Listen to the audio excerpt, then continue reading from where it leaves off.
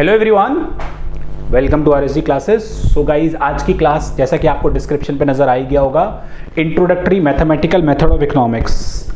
Introductory mathematical method of economics का जो latest paper हुआ था in the year 2022 in the month of December, maybe, मुझे exactly month याद नहीं है।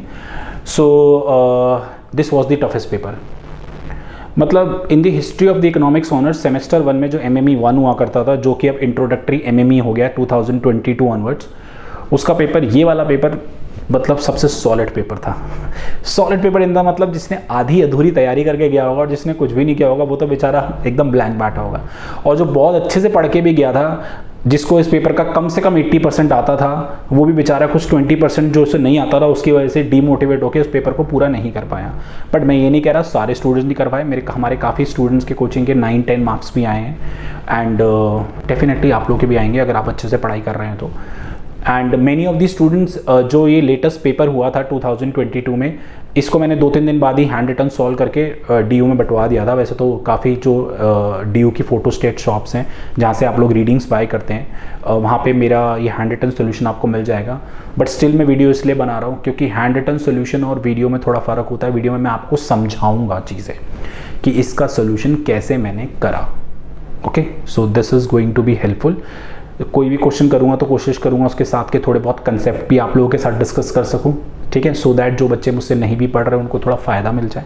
ओके, एंड बाकी सोल्यूशन जब मैं करूँगा प्रॉपर समझाते हुए तो मैं कैलकुलेशन पे इतना ज़्यादा ध्यान नहीं दूंगा। मैंने पहले से पेपर सॉल्व किया हुआ है जो आप लोगों के पास होगा भी मे बी, सो मेरे पास भी है सोल्यूशन पूरा का पूरा। मैं कैलकुलेशन वहाँ से यूज़ करूँगा, मैं मेनली कंसेप्ट पर फोकस करूँगा। ओके, तो लेट्स स्टार्ट। देखते हैं आप लोग के पास जो पेपर है, पेपर मैंने निकाला हुआ है। पेपर वैसे आपको डिस्क्रिप्शन में भी मिल जाएगा, ठीक है। दिस इज़ दी पेपर, किसी स्टूडेंट का है डेफिनेटली, तो रोल नंबर छुपा लेते हैं। पहला क्वेश्चन है, answer any of the 2 following. अब 2 फॉलोइंग, 5 फॉलोइंग कुछ PWD कैंडिडेट के लिए भी मतलब बेसिकली थे कुछ, तो मैं ऑलमोस्ट पूरा पेपर करूँगा। मैं आंसर 2 आंसर 3 नहीं, मैं एग्जाम नहीं दे रहा। ओके, मैं सारे सवाल कराऊंगा। सो पहला है, answer any of the following, find all values of x satisfying mod x - 2 bracket x + 5 < 0। ठीक है जी, पहला सवाल करते हैं। तो हम बोर्ड पे वापस आते हैं, हम आ गए बोर्ड पर वापस, ठीक है। सो मैं एक बारी अपने फ़ोन में ओपन करके चल रहा हूँ PDF और कैलकुलेशन भी।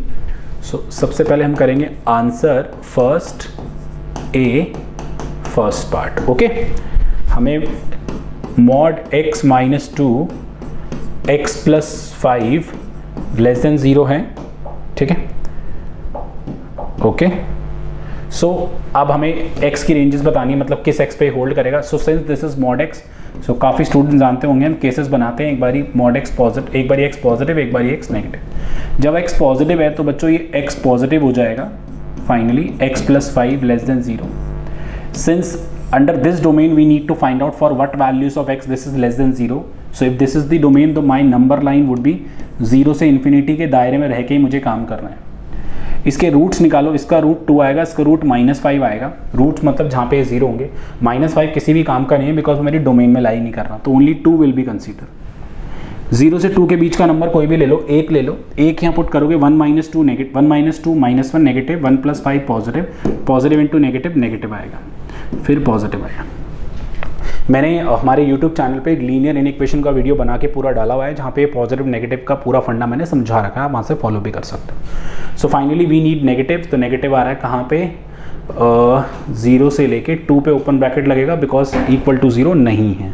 ओके, नाउ जब < 0 पे आएंगे तो < 0 पे mod x की वैल्यू -x हो जाएगी, ये -2 हो जाएगा, and this is x + 5 < 0। Okay fine, okay, minus से मल्टीप्लाई कर लीजिए तो this will become x + 2 and ये < 0 हो जाएगा। फिलहाल हमारे क्वेश्चन की डोमेन यहाँ पे क्या है, -∞ से 0। सो इसके रूट होंगे -2 -5 जो हमारे दोनों उसमें लाई करेंगे। इसके बीच का नंबर उठा लो, कोई भी -6 उठा लो, तो -6 + 2 negative, -6 + 5 negative, negative positive, negative positive. We need positive, तो -∞ से -5 यूनियन -2 से 0। ओके, सो एक बारी हम लोग चाहें तो इसको पूरा का पूरा चेक कर सकते हैं, बट इसमें थोड़ी सी एक है कि -2 पे ओपन ब्रैकेट आएगा और -5 पे भी ओपन ब्रैकेट आएगा, reason being that equal to 0 नहीं है। ठीक है, सो कुछ इसी तरीके का आंसर यहाँ पे आ रहा है। एक आ रहा है नॉर्मली 0 से 2, -∞ से -5 एंड ठीक है, finally we are getting this. Okay ठीक है, -∞ से -5, -2 से 0 और एक आंसर ये भी आ रहा है। अब अगर ओवरऑल तुम आंसर को देखोगे गाइस, सो ऑब्वियसली ये दोनों ही डोमेन है एक तरीके से, तो ओवरऑल आंसर यूनियन फॉर्म में आएगा। तो यूनियन फॉर्म में अगर मैं आंसर को लाना चाहूँ, सो -∞ से -5 यूनियन -2 से 0, ठीक है, और फिर 0 से 2। तो -2 से 0 और 0 से 2 ऐसे देख लो, नंबर लाइन देख लो, -∞ से -5, -2 से 0 एंड 0 से 2। ठीक है, बट -2 और 2 इंक्लूडेड नहीं है, तो इसको ओवरऑल मैं क्या लिख सकता हूं, -∞ से -5 यूनियन -2 से 2। ठीक है ना, fine, I don't think so किसी को दिक्कत होगी। This is the final answer, एक बार ही चेक करें। ठीक है, आप लोग करेक्शन कर सकते हैं शायद से, अगर कोई भी कैलकुलेशन मिस्टेक मेरे हैंड रिटन सोल्यूशन में आपको मिली हो तो मैं यहाँ से उसको करेक्ट करने की भी कोशिश करूँगा। Okay guys, first part is clear to everyone. Now moving to the next part, देखेंगे सारे के सारे। ठीक है, इस वाले पार्ट में कह रहा है if A and B are two set containing 4 and 7 element respectively find the maximum and the minimum value of A union. ये बहुत अच्छा सवाल है, ये स्टैटिस्टिक्स से प्रोबेबिलिटी में भी दे रखा है। ए और बी में, ए में 4 एलिमेंट है, बी में 7 एलिमेंट है। ओके जी, जरा देखते हैं।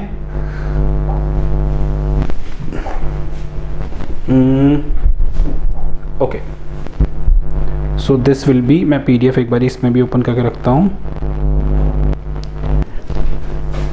आंसर फर्स्ट के ए का सेकेंड। ओके, सो ए में 4 एलिमेंट है, बी में 7 एलिमेंट है। प्लीज इसको समझना, बहुत अच्छा सवाल है, वेरी वेरी गुड क्वेश्चन। सो आप लोग सबसे पहले ए यूनियन बी निकाल लो। आप सबको पता है number of element in A union B क्या होते हैं, n ऑफ ए प्लस में n ऑफ बी माइनस में n of A intersection B. This is A intersection B, तो this is 11 minus n of A intersection B. ठीक है, so n of A union B आ गया 11 minus n of A intersection B. See, we need to find out its maximum and minimum value, and definitely इसकी सबसे बड़ी या सबसे छोटी वैल्यू जो डिपेंड करती है वो डिपेंड करती है इंटरसेक्शन पे। तो एक बात बताओ, इंटरसेक्शन की जो सबसे छोटी वैल्यू होगी वो यूनियन की सबसे बड़ी वैल्यू प्रोवाइड करवाएगी, क्योंकि इंटरसेक्शन माइनस में। सिंपल, इसकी जितनी छोटी वैल्यू डालोगे उतना ये बड़ा आएगा, और इसकी जितनी बड़ी वैल्यू डालोगे उतना ये छोटा आएगा। As simple as that. Okay, so how to proceed, क्या करोगे आप सारे के सारे स्टूडेंट? सबसे पहले minimum value of n of a intersection b, minimum value of n a intersection b। So minimum value a और b का इंटरसेक्शन वो होता है जब a और b में कुछ भी कॉमन ना हो। देखो आपको पता है नंबर ऑफ एलिमेंट या तो पॉजिटिव हो सकते हैं, 0 हो सकते हैं, नेगेटिव तो नहीं हो सकते। तो इसकी मिनिमम वैल्यू क्या होगी, हमेशा 0, जब a और b दोनों अलग अलग हो। जब साथ में होते हैं तो डेफिनेटली कुछ ना कुछ वैल्यू आती है इस तरीके से बीच में। ठीक है, फाइन। सो इससे हमारी मैक्सिमम वैल्यू निकल जाएगी। तो maximum value of n of a union b क्या हो जाएगी guys, 11 minus 0 which is 11 itself. Okay, I hope यही लिखा हुआ आंसर मैंने, बिल्कुल यही लिखा है। उसके बाद अनदर पार्ट पे आते हैं हम लोग, सेकेंड केस बनाते हैं। मैक्स, अब इसकी मैक्सिमम वैल्यू ढूंढेंगे तो यूनियन की मिनिमम वैल्यू मिलेगी, और इसकी मैक्सिमम वैल्यू क्या होगी, क्या होगी इसकी मैक्सिमम वैल्यू? देखो, इसकी जो मैक्सिमम वैल्यू होगी ए इंटरसेक्शन बी की, जब इंटरसेक्शन के जो नंबर्स हैं वो ए या बी के बराबर ही हो जाएं। अच्छा एक बात हो, इंटरसेक्शन ए और बी के कॉमन एलिमेंट होते हैं। अगर ए पूरा बी के अंदर समा जाए या बी पूरा ए के अंदर समा जाए तो इंटरसेक्शन की वैल्यू जो होगी या तो पूरी हो जाएगी, पूरी भी हो जाएगी। समाने का मतलब सबसेट। यार बताओ ना, एक ऐसा है डायग्राम, हाँ एक ऐसा है डायग्राम, तो डेफिनेटली यहां पे बड़ा आएगा ना, इसमें इंटरसेक्शन यही पूरा हो गया। अगर मान लो ये ए और बी है तो छोटा तक, और अगर ये ए और बी है तो इंटरसेक्शन सिर्फ इतना सा है। तो इंटरसेक्शन की सबसे बड़ी वैल्यू तब आती है, आप खुद सोचो ना यार, अगर A is a subset of B बन जाए या B is a subset of A बन जाए तो इंटरसेक्शन की वैल्यू ए या बी में से कोई एक हो जाएगी। अदरवाइज तो इंटरसेक्शन अगर सबसेट नहीं बनते तो इंटरसेक्शन ए और बी में कॉमन एलिमेंट कुछ ही अगर कॉमन है तो कुछ ही आंसर आएगा basically. So maximum value intersection में तब अकर करती है, मैक्सिमम वैल्यू इंटरसेक्शन में तब अकर करती है, maxima in n of A intersection B exist if A is a subset of B और B is a subset of A. But हमारे सिनेरियो में क्या होगा, कौन किसका सबसेट बन सकता है?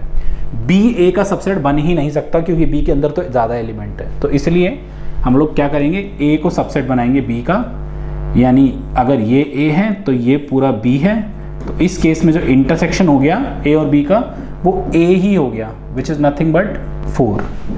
तो फाइनली इसकी मैक्सिमम वैल्यू आ गई, तो इसकी मिनिमम वैल्यू क्या आएगी यूनियन की जो मिनिमम वैल्यू आएगी बच्चों वो आएगी 11 - 4 which is equal to 7। I hope so आप सबको क्लियर होगा। आगे बढ़े।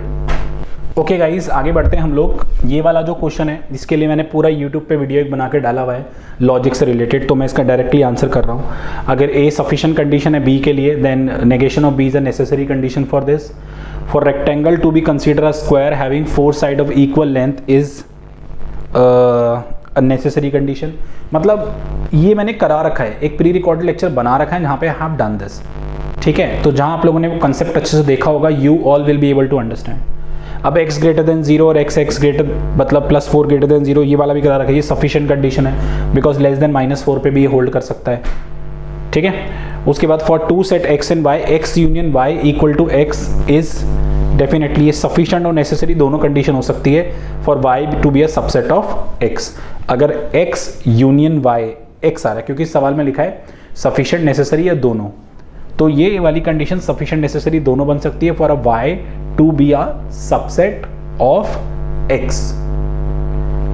यार अगर वो उसका सबसेट है, अगर आप लोग यूनियन निकाल रहे हो, x यूनियन y निकाल रहे हो, x यूनियन y x ही आ रहा है, तो इसका मतलब क्या, y x के अंदर आ रखा है, ठीक है। तो x इज अ बेसिकली कायदे से तो मैं इसे नेसेसरी भी डाल सकता हूँ, necessary condition for y to be a subset of x, ठीक है। अगर y पूरा का पूरा x के अंदर लाई करेगा तो x यूनियन y तो x ही होगा ना। सो मैं आपसे सजेस्ट करूंगा, सो नेसेसरी लिख लो, कोई इशू नहीं। Okay, now this one, this graph x² - x - 6, this is amazing. देखिए ध्यान से,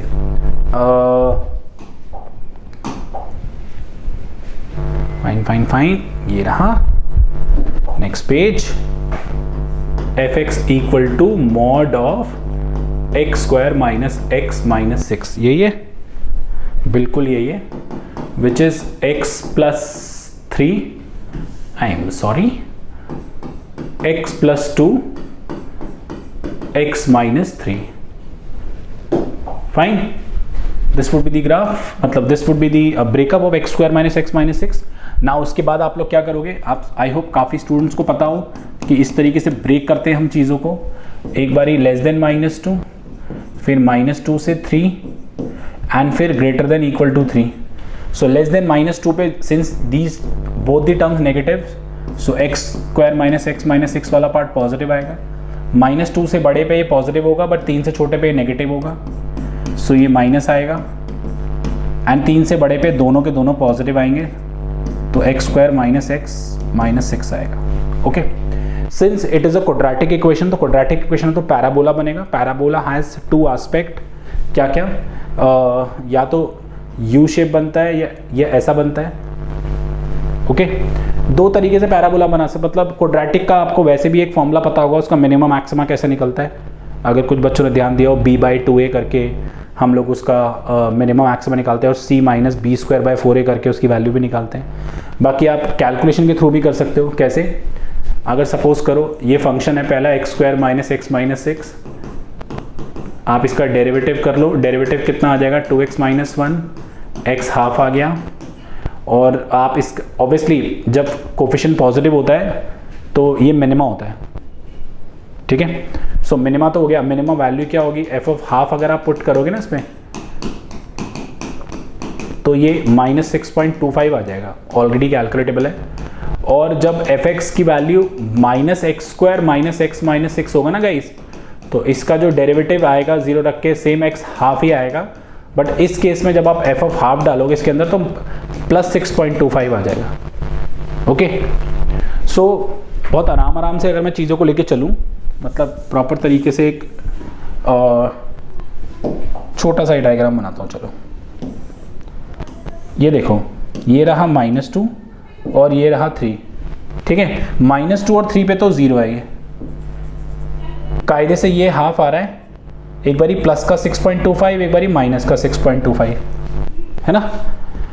सो प्लस के 6.25 जो आया था उस पे हमारे पास मैक्सिमा था, ठीक है, क्योंकि कोफिशिएंट नेगेटिव था तो मैक्सिमा होता है, कॉनकेव नेचर बनता है।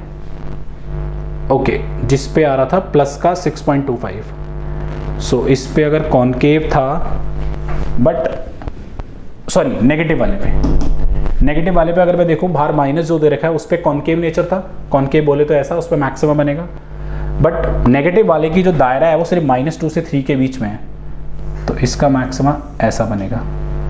थोड़ा सा सुंदर सा बना ले, दोबारा सुंदर कैसे करूं बता देता हूं मैं आपको। थोड़ा ऊपर ले लो इसको, 3 को मैं इधर शिफ्ट कर रहा हूं, लगना तो चाहिए ना मैक्सिमम। अच्छा, इस वाले पे मिनिमा है और इस वाले पे कन्वेक्स नेचर है, तो कायदे से इस वाले पे डायग्राम ऐसा बनेगा,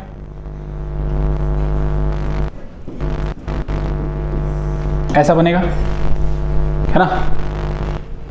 बट हम लोग पता क्या बच्चों, इतना पार्ट कंसीडर नहीं करेंगे, क्योंकि जो मैंने ये पॉजिटिव वाले पार्ट का डायग्राम बनाया है, ये पॉजिटिव वाला पार्ट का डायग्राम सिर्फ कहाँ पे एप्लीकेबल है, -2 से पहले और 3 के बाद, बट -2 और 3 के बीच में ये ग्राफ नहीं लिया जाएगा। तो ओवरऑल मैं बताऊँ, जैसे ये वाला ग्राफ इधर भी जा सकता था, ये एक ऐसा पैराबोला बना है और एक ऐसा जो डॉटेड पार्ट है वो आप लोग को हटाने हैं, क्योंकि इसका डॉटेड पार्ट -2 से पीछे और 3 के बाद जो आ रहा है, बट ये एक्चुअली -2 से 3 के बीच में बनना है। इसका डॉटेड पार्ट -2 और 3 के बीच में आ रहा है इस वाले का, बट ये वाला डायग्राम -2 से पीछे और 3 के बाद बनना है। सो ओवरऑल डायग्राम इसका, आई होप मैंने भी ऐसे ही बनाया हूँ, डेफिनेटली ऐसे ऐसे ऐसे। कैसा भी डायग्राम पूछ सकता है एग्जाम में, कैसा भी। मैंने इसको डेरिवेटिव से करने के लिए इसलिए ज़रूरी समझा, बिकॉज यू नेवर नो, हो सकता है क्यूबिक करके आ जाएगा। तो डेरिवेटिव टेक्निक, कनकेव कन्वेक्स वाली टेक्निक के थ्रू डायग्राम बनाना थोड़ा ज़्यादा आसान हो जाता है, जिसमें asymptotes, increasing decreasing, max minima, concave convex, ये सब चीज़ें आपको चेक करके then you can make the diagram. Clear? I hope so. ठीक है, आगे बढ़ते हैं। Okay guys, this C part is simple, very very simple, not difficult at all. मैं एक बार यहीं से पेन ले लूँ, मैं यहीं पे कर दूंगा ये वाला सवाल। Suppose the consumer of a product demand 60 unit of a product when price is 5 रुपये, या 40 डिमांड करता जब प्राइस इतना। डिमांड फंक्शन निकालना है for product assuming that it is linear. तो लीनियर डिमांड फंक्शन की स्टैंडर्ड फॉर्म a + bx होती है, where b is negative definitely. तो आप सबसे पहले प्राइस 5 रुपये पे 60 यूनिट की डिमांड हुई है, ठीक है जी, और प्राइस 4 रुपये पे कितने की डिमांड हुई है? 40 यूनिट की डिमांड हुई है। आप इनको साइमल्टेनियसली सॉल्व करोगे, ए और बी आ जाएंगे। मैंने सॉल्यूशन में ए और बी निकाले में, हो सकता है मेरे ए भी गलत आ रहे हो, आप लोग करेक्ट कर लेना अपने हिसाब से। मेरा ए 17 आ रहा है और मेरा बी -1/5 आ रहा है, यहीं से देख ले, -1/5 12, 17 में से 12 गए 5, ठीक है। And finally the demand function come out, b is equal to 17 - 1/5x, ये डिमांड फंक्शन आ गया मेरे पास। उसके बाद क्या रहा है क्वेश्चन में, रेवेन्यू निकालो, express the total revenue as a function of price and find the price for which revenue is maximum. कोई बड़ी बात नहीं है, रेवेन्यू को इन टर्म्स ऑफ प्राइस निकालना है, तो फिलहाल तो x की वैल्यू निकाल लो। यहाँ से क्या हो जाएगी, x की value express the total revenue as a function of price. अच्छा जी, सो x हो जाएगा मेरे पास 17 minus p, I think so this will be the x, 85 minus 5p। देख लूँ, अगर मैंने 17 को उधर भेजा तो p माइनस 17, फिर माइनस 17 माइनस p, 5 से मल्टीप्लाई कर दिया। ठीक है, रेवेन्यू मेरे पास क्या होता है गाइस, p इंटू एक्स होता है। अब x की वैल्यू ये वाली डाल दूँ तो 85p माइनस में 5p स्क्वायर। ओके, x की वैल्यू डाल दी, फिर से p से मल्टीप्लाई कर दी। अब रेवेन्यू को मैक्सिमाइज करना है तो dr बाई dp कर लो, 85 माइनस 10p इक्वल टू 0। यहाँ से p की वैल्यू आ जाएगी 85 बाई 10 यानी 8.5, और डेरिवेटिव करोगे इसका दोबारा तो -10 आ जाएगा which is less than 0, hence it is maxima. तो मुझे नहीं लगता इस वाले पार्ट में कोई दिक्कत होगी। सो एक तरीके से फर्स्ट पार्ट पूरा क्लियर हो चुका है। अब हम लोग सेकेंड पार्ट की तरफ मूव करेंगे। ओके बच्चों, सेकेंड का ए पार्ट क्या कह रहा है, the value of the new car depreciate after it purchase according to the exponential decay model. Depreciation का मतलब होता है डिक्रीमेंट होना। ओके, सो जैसे आज वैल्यू कुछ और है तो अगले साल कुछ कम हो जाएगी, फिर और कम हो जाएगी। किस रेट से कम होगी, वो रेट डिपेंड करता है कंपाउंडली कम हो रहा है और या एक्सपोनेंशियली कम हो रहा है। तो एक्सपोनेंशियली डीके मॉडल के थ्रू हो रहा है। Suppose that the value of the car ₹12,000 at the end of 5 years and that it was been decreasing at the rate of 9% per year. Find the value of the car when it was new. Find t when the value of the car reduces to half of the value when it was new. बोलो कुछ समझ नहीं आया है, I'll explain you. देखो बच्चों ध्यान से देखिएगा, सेकंड का ए है, चेक कर लूं सेकंड का ए। ओके, तो इस तरीके से मैं अगर एक लाइन बना लूं, मान लो 0 टाइम पे k नॉट वैल्यू थी कार की और t टाइम पे k ऑफ t वैल्यू थी। Okay, so k of t और kt, या तो k नॉट ऐसे कर लो, k नॉट e की power minus RT। This is the exponential decay model जहां पे इनिशियल वैल्यू को e की पावर माइनस RT से मल्टीप्लाई। अच्छा, ये एक्सपोनेंशियल नहीं होता, सिर्फ depreciation compound rate interest rate रखा होता, तो इसको हम ऐसे लिखते हैं k नॉट 1 माइनस r की पावर t। ओके, अगर एक्सपोनेंशियल डीके तो इस तरीके से, और अगर कंपाउंड एनुअली डिक्रीमेंट हो रहा है तो ऐसे लिखेंगे, ध्यान रखना प्लीज। हाँ ठीक है, क्वेश्चन में बोला है अगर 5 साल बाद क्या वैल्यू हो जाए कार की, 12,000 हो जाए, तो इनिशियल जब खरीदी थी तो वैल्यू क्या थी। तो बड़ा सिंपल है गाइस, टी जहाँ जहाँ है वहाँ पे 5 डाल दो फॉर्मूले में। ओके, और आप लोगों के पास रेट ऑफ इंटरेस्ट 9% है and this is 5। Finally K5 की वैल्यू 12,000 आपको दे रखी है बच्चों, K naught as it is रहेगा, ये e की पावर माइनस 4.5 हो जाएगा एंड K नॉट की वैल्यू आ जाएगी 12,000 इंटू e की power 0.45। Since that scientific calculator is not available to us, so इसको आप एज इट इज छोड़ देंगे। ओके, उसके बाद कह रहा है हमें वो टाइम निकालना है, ठीक है, जहां पे कार की वैल्यू जितने में खरीदी थी उसकी आधी हो जाए। ओके, सो इस तरीके से लिख सकते हैं, कार की वैल्यू मतलब K नॉट बाय, अभी मान लो अगर 10,000 की खरीदी तो कितने टाइम बाद कार की वैल्यू 5,000 बच जाएगी, वो टाइम निकालना है मुझे। Fine, so let W be the time where the value of car is half of the original price of the car. Okay, so KW जो है, ठीक है, W टाइम पे जो कार की वैल्यू है वो जिस टाइम खरीदा था K नॉट उसका हाफ हो गई। अगर मैं KW का जनरलाइज फॉर्मूला लगाऊं तो क्या लिख सकता हूं, K नॉट e की पावर माइनस में RW, since KW is half of K not and this is K of naught and R is what 0.09 and this is W, this is cancelled, so finally मेरे पास क्या बचा, मेरे पास बचा guys half e की power minus 0.09 w, both side log ले लो, log 1 minus log 2 बच जाएगा और ये माइनस 0.09 w बच जाएगा। log 1 0 होता है, माइनस से माइनस कटेगा तो w की वैल्यू आ जाएगी log 2 अपॉन में 0.09। This is the answer. I hope I am getting the same answer. ओ भाई साहब सेम आ रहा है, ठीक है। So I hope this part is clear to you. Moving to the B part, देखिए जरा बी पार्ट क्या कह रहा है। बी पार्ट इज गुड, अच्छा सवाल था, मुझे पर्सनली बहुत अच्छा लगा ये वाला सवाल। बी पार्ट कह रहा है a country export 3 goods, wheat, coal and palm oil at time T naught the revenue in the crore of rupees derive from each of these goods WT0, CT0, OT0 7, W is declining at 3% while ONC are growing at 15 and 18%. Find the rate of growth of the total export. अच्छा, क्या क्या export कर रहे हैं? Wheat, coal and this. So revenue ये आ रही है हमारे पास। रेट ऑफ ग्रोथ निकालना है, टोटल एक्सपोर्ट मतलब जितनी टोटल अर्निंग हो रही है इन तीनों से एक्सपोर्ट करके उसका रेट ऑफ ग्रोथ मुझे फाइंड आउट करना है। सबसे पहले T0 टाइम पे इनकी वैल्यूज इतनी है, मतलब सपोज करो चौथे साल पे व्हीट का एक्सपोर्ट 4 करोड़ का हुआ, दूसरे का ऑयल का इतना हुआ, इसका इतना हुआ। उस चौथे साल से अब आगे तुम जाओगे तो क्या ग्रोथ होगी ओवरऑल एक्सपोर्ट की, वो तुम्हें फाइंड आउट करना। सो ओवरऑल तुम्हें ग्रोथ रेट निकालना है।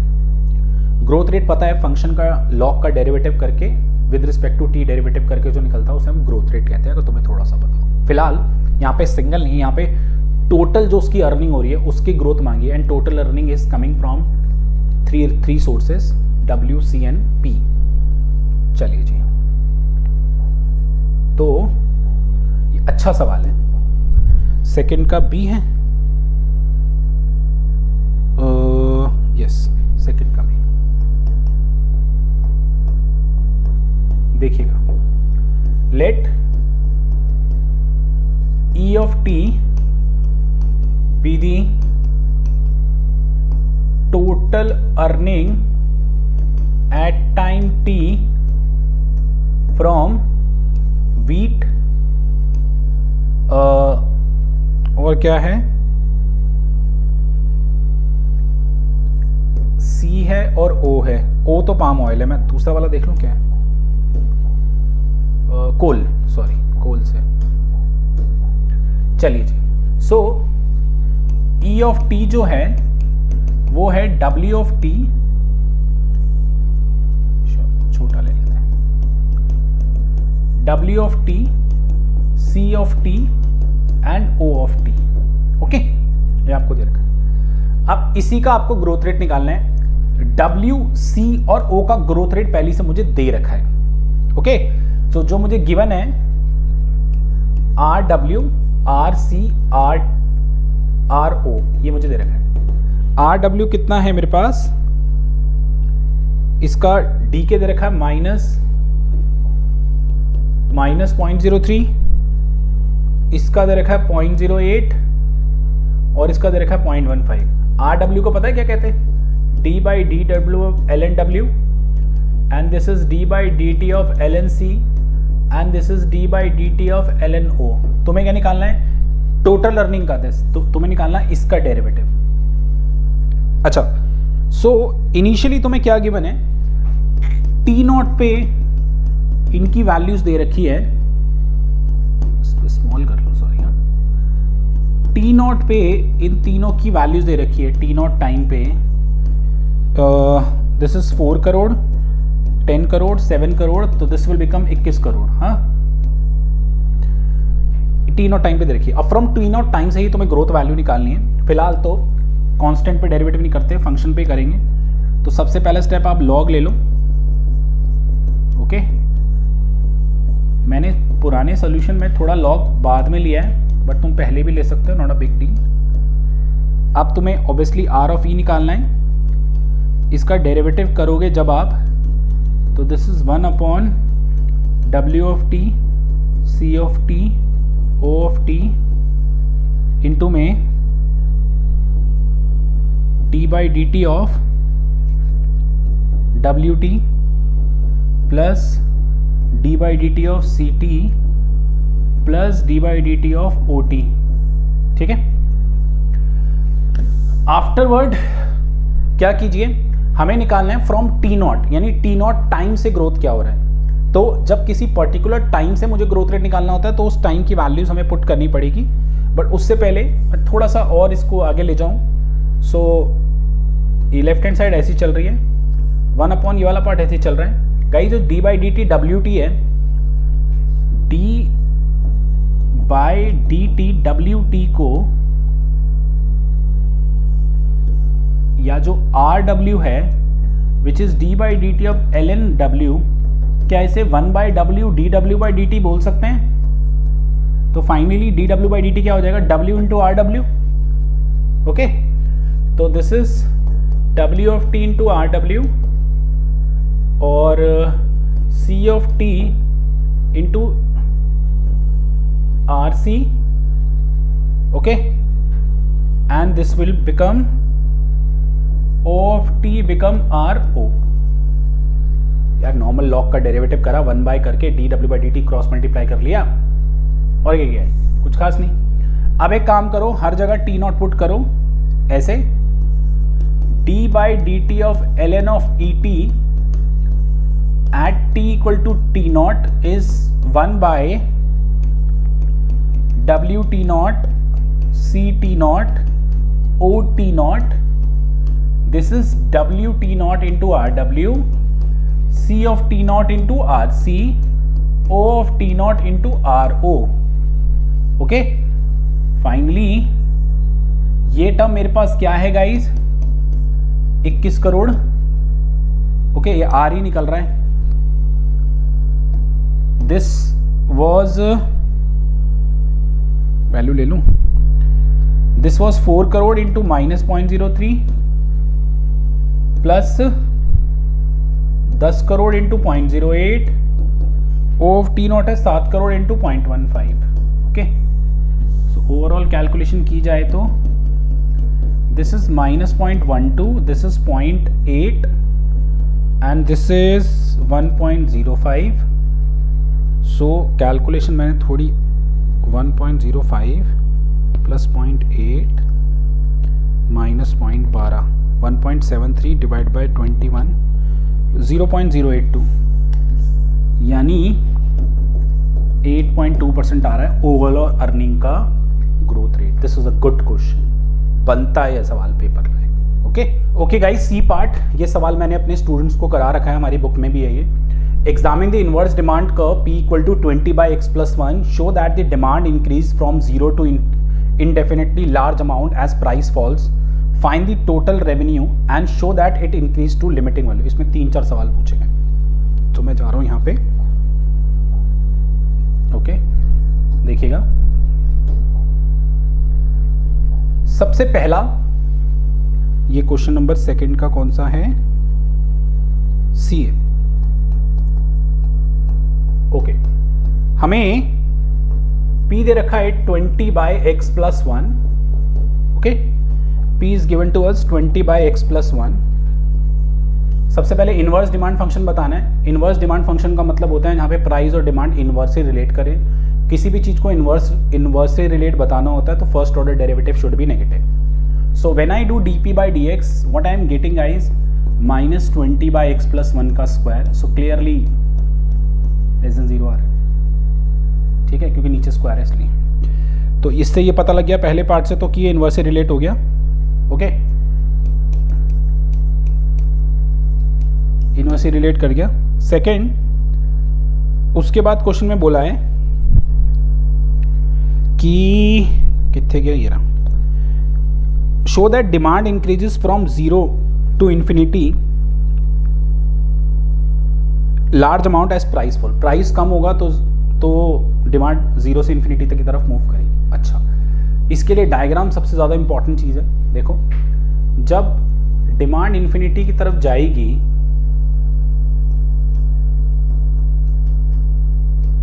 तो प्राइस 0 को अप्रोच करेगा।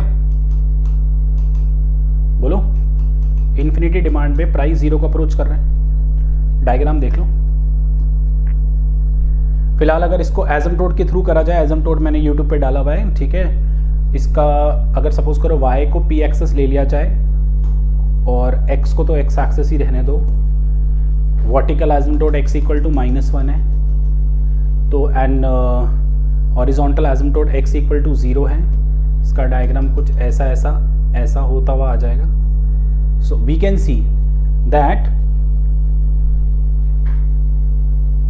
आप लोगों के पास जैसे जैसे प्राइस कम होता जा रहा है, ठीक है, डिमांड जो है, एक सेकेंड पहले इस पे टच करा लें, इस पे क्या x के 0 पे y क्या होगा, 20 होगा, p 20 होगा। ओके, आप लोगों के पास डिमांड 0 से इन्फिनिटी की तरफ मूव करती जा रही है एज प्राइस फॉल्स, है ना, प्राइस कम होता जा रहा है, डिमांड 0 से इन्फिनिटी की तरफ मूव करी जा रही है। ऐसा क्यों? बिकॉज ये बहुत important line, demand curve is asymptotic to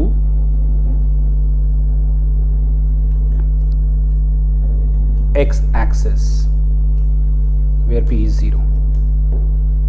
जब डिमांड कर्व x एक्सिस पे ही एसिम्प्टोटिक हो गया है, x एक्सिस पे एसिम्प्टोटिक होने का मतलब p 0 है, और उस पे एसिम्प्टोटिक होने का मतलब p के 0 पे वो इंफिनिटी की तरफ मूव करेगा। That is all.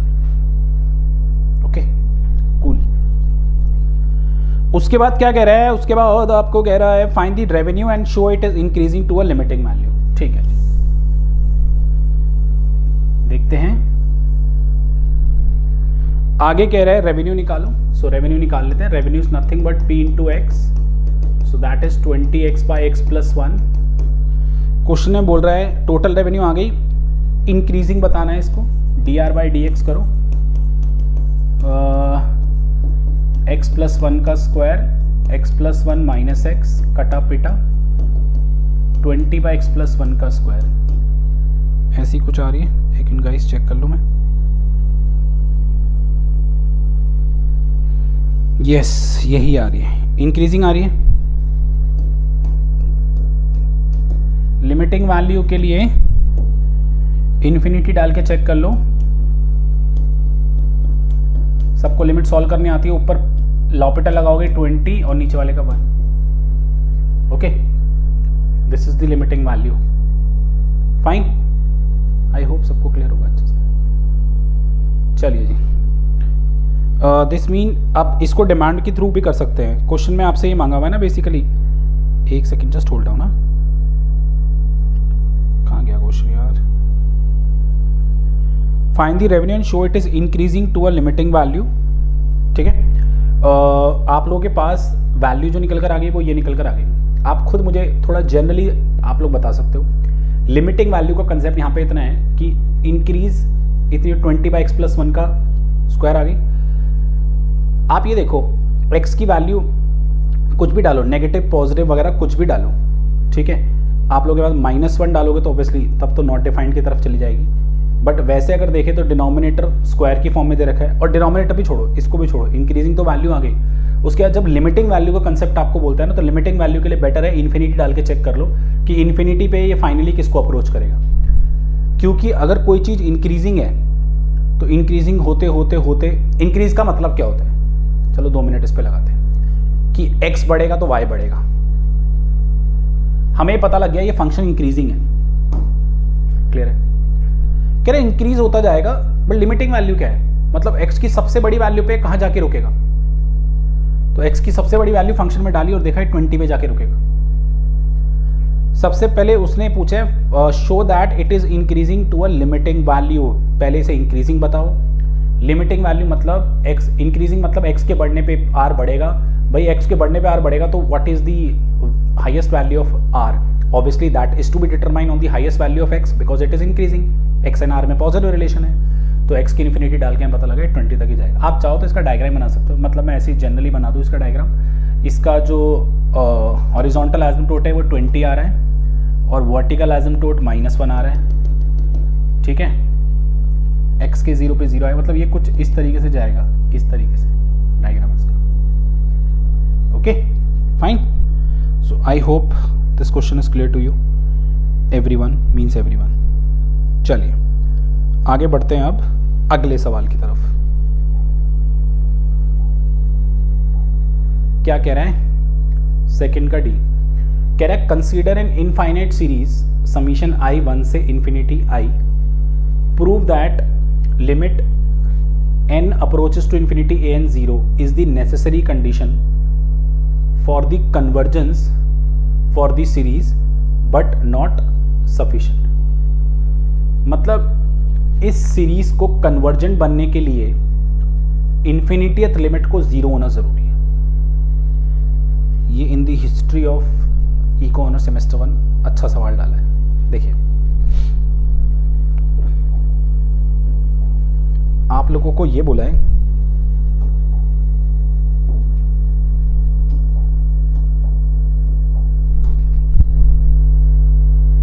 सेकंड का D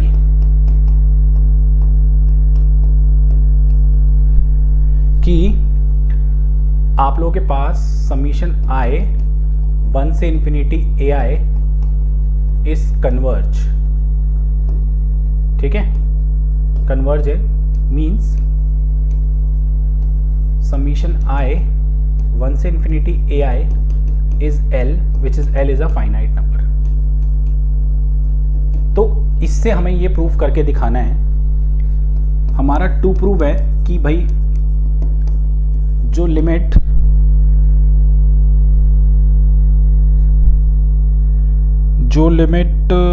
n approaches to infinity होगा an वो जीरो होगा, ठीक है, यानी sequence converts to zero proof करनी है अगर सीरीज हमारी कन्वर्ज है। तो देखो ध्यान से, अच्छा पार्ट है वाला, बहुत ही अच्छा पार्ट है। तो मुझे जो ये ओवरऑल टर्म दे रखी है समीशन आई 1 से n, इसको इन्फिनिटी तक दे रखा है, इसको ऐसे लिख दिया समीशन आई 1 से n an limit n approaches to infinity is l, ऐसे भी लिख सकते हैं। इंफिनिटी की जगह n डाल दिया और n को लिख दिया इंफिनिटी को अप्रोच कर रहा है, नॉट अ बिग डील, छोटे बच्चे नहीं हो, समझ जाओगे चीज आप लोग। इसके बाद नेक्स्ट क्या किया, ध्यान से देखेंगे, यही है, हाँ बिल्कुल ठीक है, जो ये वाला पोर्शन चल रहा है यही, हाँ, इसको ब्रेक कर लिया, an को अलग ले लिया और I1 से n-1 अलग ले लिया। अगर किसी स्टूडेंट्स को दिक्कत हुई होगी ये सॉल्यूशन समझने में तो बता देता हूँ। बेटा बच्चों ये क्या है यार, ये a1 a2 till an-1 plus an है, ओके, सिर्फ ये ब्रैकेट। तो इस पोर्शन को अलग लिख लिया और इसको अलग लिख लिया, यहाँ ai है, सॉरी,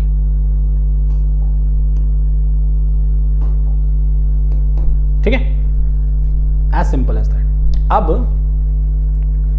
L तो बराबर में चल ही रहा है ना, limit n approaches to infinity an plus limit n approaches to infinity summation i की वैल्यू n-1 ai। अब एक बात बताओ, इंफिनिटी टर्म का सम L है, तो इंफिनिटी से जस्ट पहली टर्म तक का सम भी क्या होगा, मतलब अरब वैल्यू तक का सम, अरब समझिए मतलब करोड़ के आगे, अरब वैल्यू तक का सम L है, तो अरब से जस्ट पहला नंबर तक का सम भी L ही होगा। बड़ा सिंपल है, मतलब इतना टोटल कर करके पूरे एंड तक टोटल कर लिया आपने, L आ रहा है, बस लास्ट वैल्यू को छोड़ दो, बाकी सबको टोटल कर दो, वो भी तो L ही होगा, सिंपल है।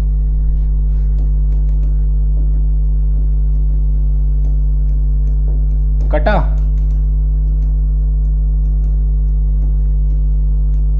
जीरो आ गया, ये प्रूफ करना था। ओके गाइस, सेकंड के ई पे मूव करते हैं। तो सेकंड का ई क्या कह रहा है, if fx equal to xn की power x show that fx decreasing from x greater than n greater than 0 and find the local maximum value of fx, find f of 2x and show करना है। ये भी अच्छा सवाल है, पहली बारी में बच्चे देख के डर गए थे, बट डरने वाला सवाल है नहीं, टू बी वेरी फ्रैंक। देखिए सेकंड का ई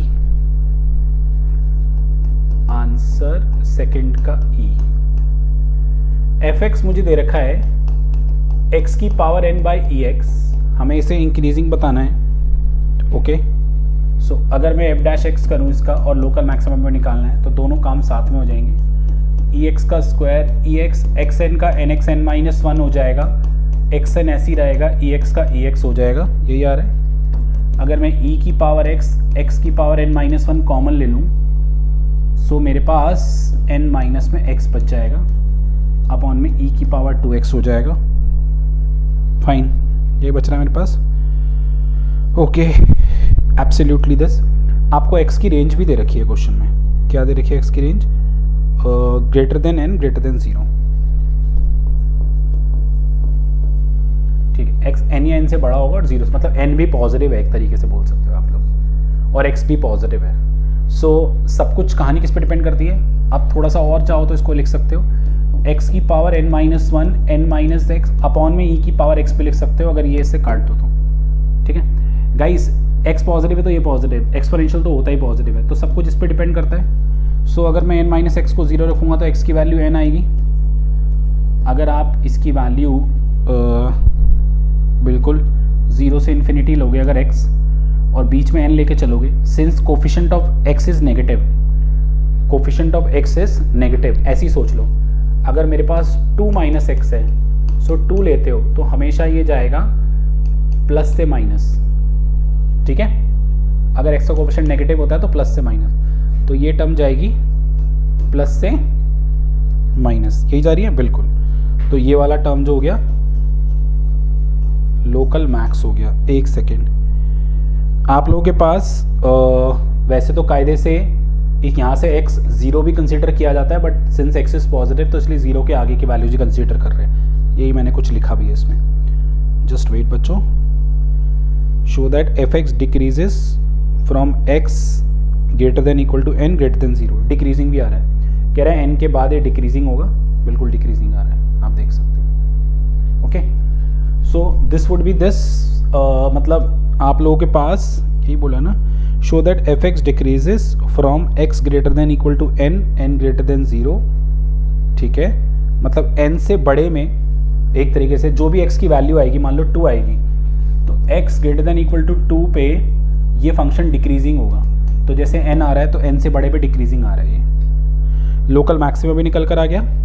ओके, इसके बाद आपसे क्या मांगा हुआ है? Find f of 2x। ठीक है जी, f of 2x मांगा हुआ है। पहले लोकल मैक्स वैल्यू निकाल लें, since n is local max point, hence f of n is n की पावर n e की power n is local max value, या मैक्स वैल्यू भी बोल दो। अब इसने f of 2x मांगा है, तो f of 2x क्या होगा बच्चों? 2x की पावर n e की पावर 2x, कुछ ऐसा ही आ रहा है बिल्कुल, यानी 2 की पावर n x की पावर n इंटू में e की पावर में 2x। ये पार्ट तो क्लियर हो गया। उसके बाद हमें एक इनइक्वालिटी प्रूफ करने को दे दी, प्लीज हैव अ लुक। देखो ये ना सवाल हैमंड वगैरह में नहीं है, बट ये थोड़ा जनरलाइज वे क्वेश्चन है, तो आप लोग थोड़ा बहुत खुद ट्राई मारोगे। सो आपको ये प्रूफ करना है 2 की पावर n x की पावर n अपॉन e की power x into x greater than equal to 2 की पावर n n की पावर n e की पावर x इंटू e की power x। Okay fine. Now अगर थोड़ा सा ना इसको इससे रिलेट करें, जो तुम्हारी मैक्स वैल्यू आई है, this is your max value of this function. ठीक है, सो अगर ये मैक्स वैल्यू है, it means through this n की पावर n अपॉन में e की पावर,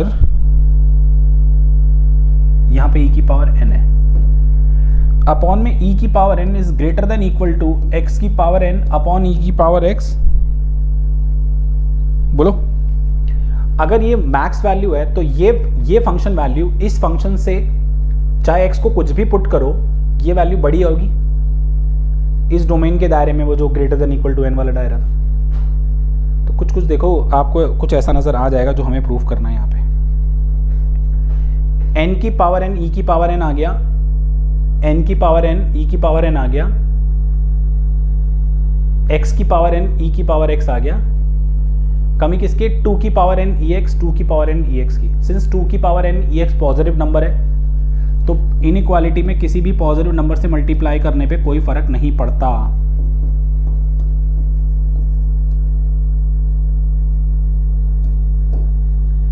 एक सेकेंड, 2 की पावर n इंटू ex,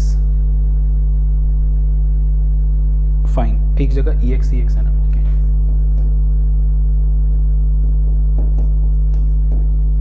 यही प्रूफ करना था, चेक कर लो एक बारी। 2 की पावर n की power n ex en into ex greater then आना चाहिए 2 की power n x n ex into ex, hence proof. लिख दोगे मल्टीप्लाई बोथ साइड बाय 2 की power n divide by ex and inequality will remain same because 2 की power n divide by ex is a positive number, that's all। ठीक है, तो almost second part तक के question सारे डन हो गए।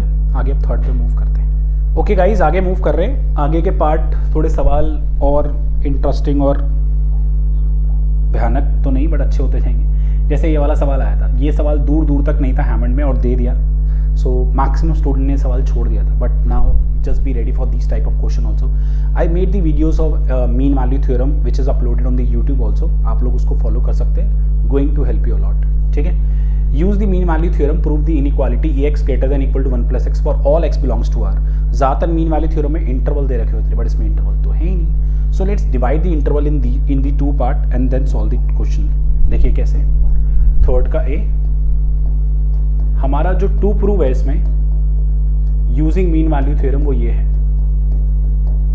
ठीक है, सो स्टार्ट करते हैं। लेट कर लो एफ एक्स इक्वल टू ई की पावर एक्स।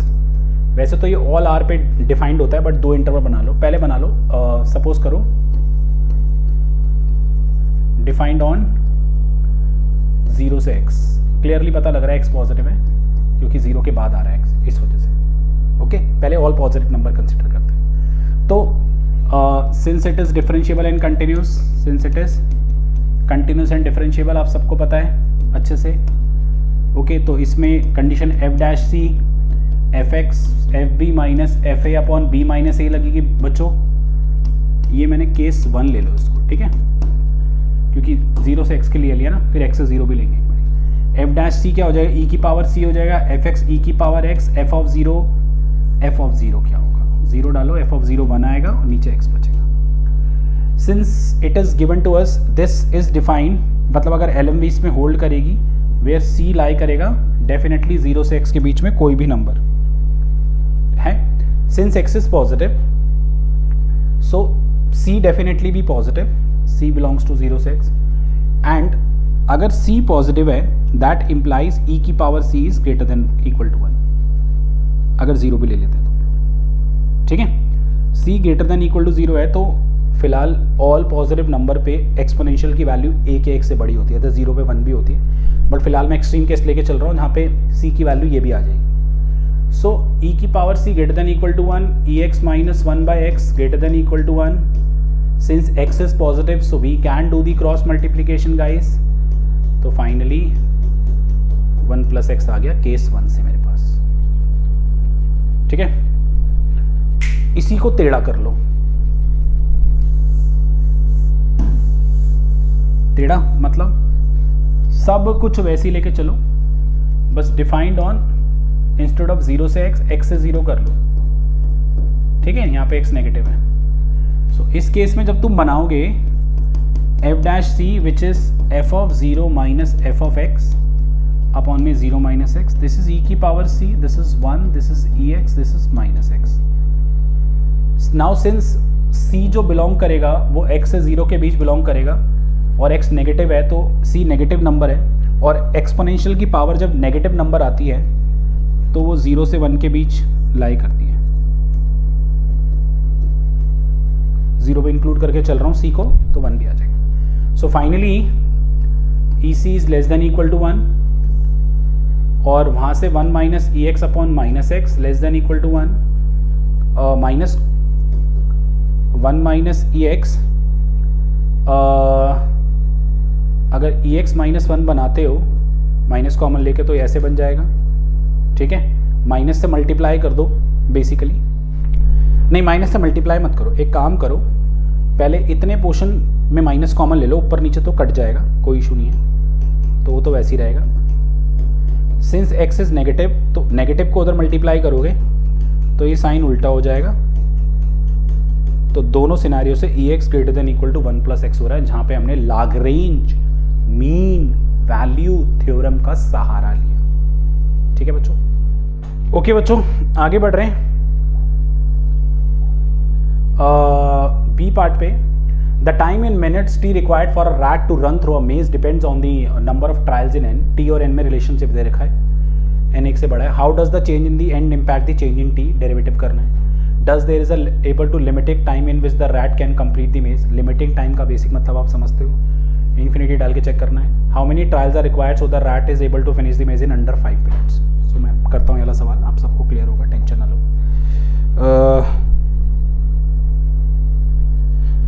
थर्ड का बी का first part. So t of n हमें दे रखा है, पता है बच्चों ये पैटर्न ना बहुत आता है एग्जाम में, ये वाला जो पैटर्न है ये बहुत पूछा जाता है एग्जाम में। ओके, सो प्रिपेयर रहो इसके लिए सारे अच्छे से। फाइनली डेरिवेटिव करते हैं विद रिस्पेक्ट टू एन।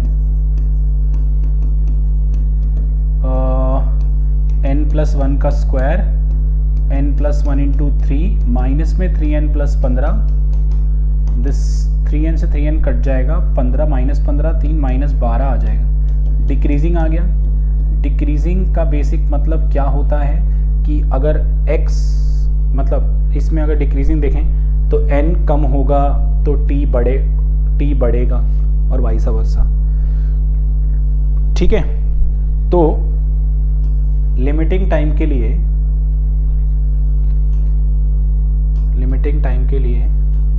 जब n इन्फिनिटी को अप्रोच करेगा तो चेक करो ये किसको अप्रोच करेगा। सबको पता है यार, ये आराम से ये वाला पैटर्न सबको आई बिलीव आता होगा। लॉपिटल लगा लो, ऊपर 3 नीचे 1 हो जाएगा, तो 3 हो गया। फिर उसके एक केस में तुमसे पूछा है जब tn की वैल्यू 5 हो जाएगी तो n कितना होगा। सो 3n + 15 अपॉन n + 1 बराबर 5, वही लिखा है अंग्रेजी में, तो यहाँ से n की वैल्यू भी 5 आ जाएगी। ये क्वेश्चन इजी था, दिखने में बहुत एप्लीकेशन टाइप लैंग्वेजेस थी, so you guys definitely going to be confuse, but अब मतलब दीज आर दी टाइप जो तुम्हें ना लास्ट 4-5 साल के पेपर में मिलेगा ही मिलेगा, then this is a important type. Okay, तो प्रिपेयर फॉर इट। चलिए जी आगे बढ़ते हैं। ये वाला क्वेश्चन थर्ड के बी का second. National income in the two economy x and y is growing exponentially at 100x% and 100y% compounded continuously, where rx is greater than ry. In year 0, national income was nx naught in the economy x and ny naught in the economy. If n naught x is less than ny naught, at what time will the national income become equal in both the economy? किस समय दोनों की economy equal हो जाएगी। तो मैं आपको समझा देता हूँ, ये थोड़ा सा प्रेजेंट डिस्काउंटेड वैल्यू वाले कंसेप्ट से रिलेट करता है, तो I will explain this to you. देखिएगा सारे के सारे ध्यान से एवरीवन। हमें ये बोला हुआ है कि पहले देख लेते हैं आंसर थर्ड के बी का सेकंड। बच्चों 0 टाइम पे इसकी नेशनल इनकम nx है और इसकी ny है। ठीक है, मान लो t टाइम पे ये दोनों इक्वल होते हैं। ओके, डेफिनेटली अलग अलग रेट पे। रेट इसका 100 rx% है यानी rx ही हो गया, और इसका 100 ry% है यानी ry हो गया। एक्सपोनेंशियल है तो nx हो गया, e की पावर rt होता है rt, ny e की पावर ry into t। वो टाइम मतलब बेसिकली आप लोगों को ये t निकालना है जहाँ पे इक्वल होंगे, तो थोड़ी सी अंग्रेजी लिख लेना। Let t be the time where the future value of both the national income for x and y are equal. So अब दोनों को इक्वेट अगर आप करते हो, सो nx e की power rx into t, ny e की power ry into T.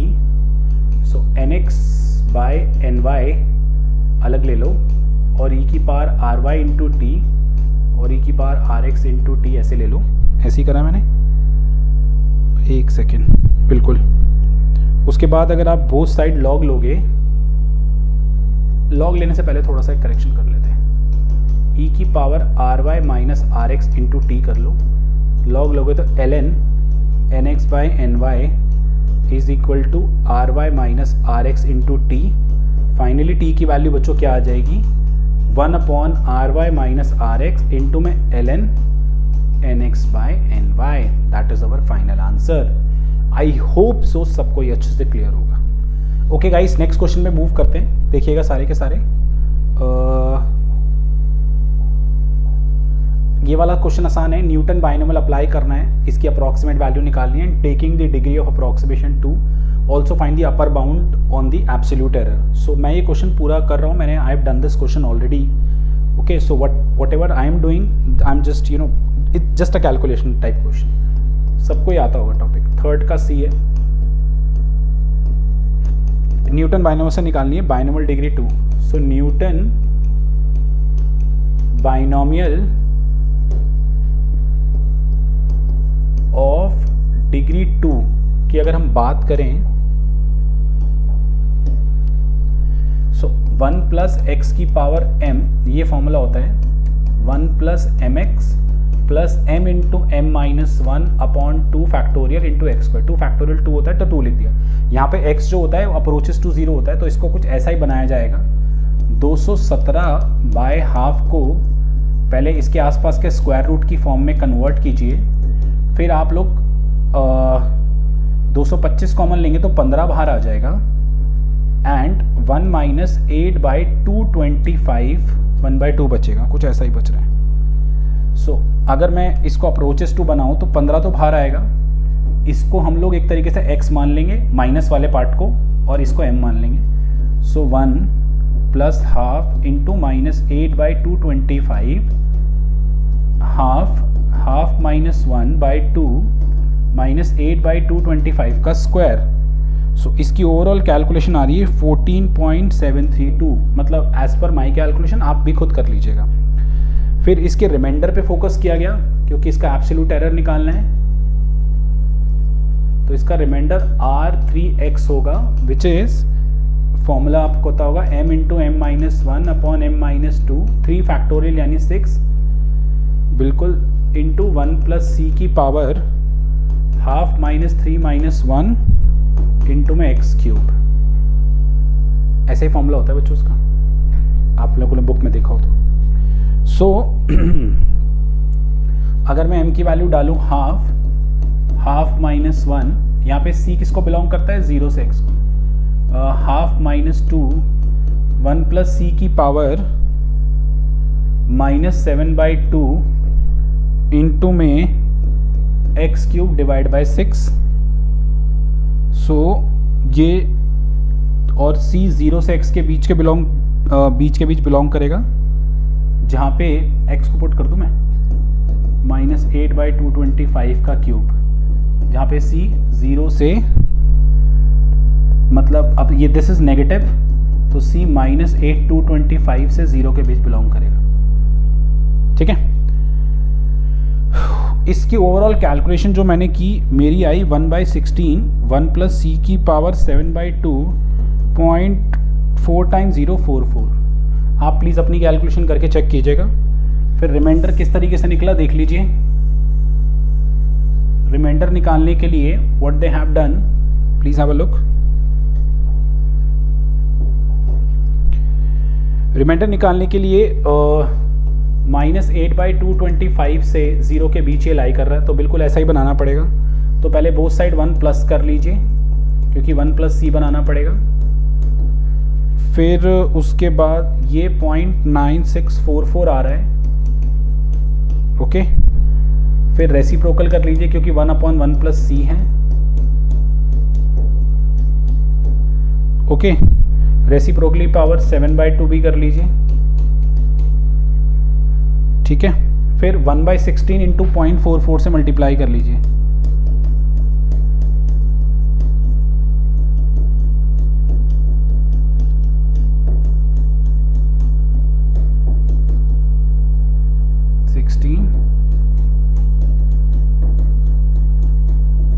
Answer आ जाएगा रिमाइंडर का, ठीक है।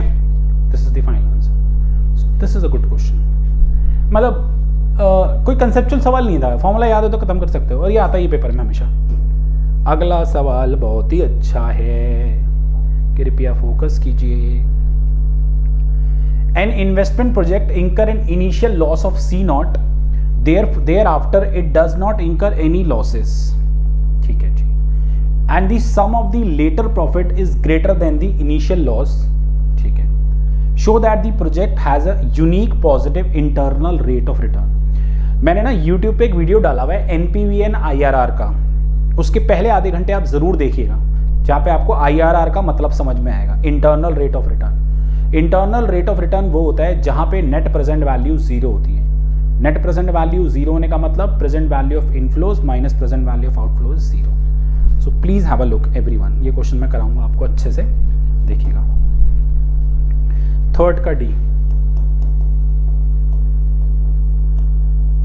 कह रहा है, एक नंबर लाइन है, जीरो टाइम पे मान लो C0 कैश फ्लो है और ये लॉस है, और कह रहा है इसके बाद जितने भी कैश फ्लोज होंगे, ठीक है, मान लो n तक ले लो, C1 C2 C3 till Cn, okay, एक मिनट, ठीक है, n तक लेके चलते हैं क्योंकि इनफाइनाइट नहीं बोला। ये CI पॉजिटिव होंगे फॉर ऑल I 1 से n, ठीक है। इसके बाद के जितने, मतलब जीरो टाइम पे लॉस है और उसके बाद प्रॉफिट ही प्रॉफिट है, मतलब पॉजिटिव है, सिंपल है। एंड जो ये ओवरऑल प्रॉफिट्स हो रहे हैं ये ओवरऑल लॉस से बड़े हैं, ठीक है। इसका मतलब अगर प्रॉफिट में ये लॉस जोड़ा जाएगा, ऐसे सोचो, मुझे -50,000 का लॉस हो रहा है माइनस, और ये मुझे प्रॉफिट हो रहा है 10K का, 20K का, 30K का, और मान लो 40K का। तो इन सब का टोटल जो आ रहा है वो इससे बड़ा आ रहा है, मतलब बेसिकली एब्सोल्यूट टर्म में अगर देखो तो बड़ा आ रहा है। और अगर मैं एक बात बताऊं, C0 में C1 C2 C3 till Cn जोड़ दूंगा तो ये पॉजिटिव होगा, बोलो बेटा, ऑब्वियसली पॉजिटिव होगा, यही पूछ रहे हैं, ठीक है, ओके। अब ध्यान देना, अब बहुत अच्छा पॉइंट है यार, ये sum of the profit is greater than loss है, तो प्रॉफिट में लॉस जोड़ा जाएगा तो सिंपल है। अगर प्रॉफिट लॉस से, मतलब मान लो पहले मेरा लॉस 1 लाख का होता, मेरे प्रॉफिट 50,000 का हुआ, तो मेरा जो 50,000 का प्रॉफिट है वो मेरे लॉस के मुकाबले देखूं तो कम आ रहा है, तो ओवरऑल टोटल नेगेटिव हो जाएगा। बट अगर मेरा पहले लॉस मेरा पिछले साल 1 लाख हुआ था, इस बारी का प्रॉफिट मेरा 5 लाख का हो गया, तो अगर मैं अपने प्रॉफिट में उस लॉस को जोड़ूंगा तो ओवरऑल 4 लाख बना, तो पॉजिटिव बना ना एक तरीके से, क्लियर। इसने बात करी है IRR की। IRR internal rate of return वो रेट ऑफ रिटर्न होता है जहां पे जो NPV होती है वो जीरो होती है, नेट प्रेजेंट वैल्यू जीरो होती है। इट मीन्स अगर मैं नेट प्रेजेंट वैल्यू की बात करूं, नेट प्रेजेंट वैल्यू को हम कहते हैं PV ऑफ इनफ्लोज माइनस में PV ऑफ आउटफ्लोज,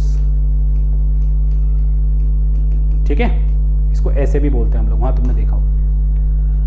अगर तुम थोड़ा सा इस क्वेश्चन में ध्यान दो तो ये C0 लॉस है माइनस में, तो एक तरह से तुम्हारे पास से जा रहा है और ये प्रॉफिट से तुम्हारे पास आ रहे हैं।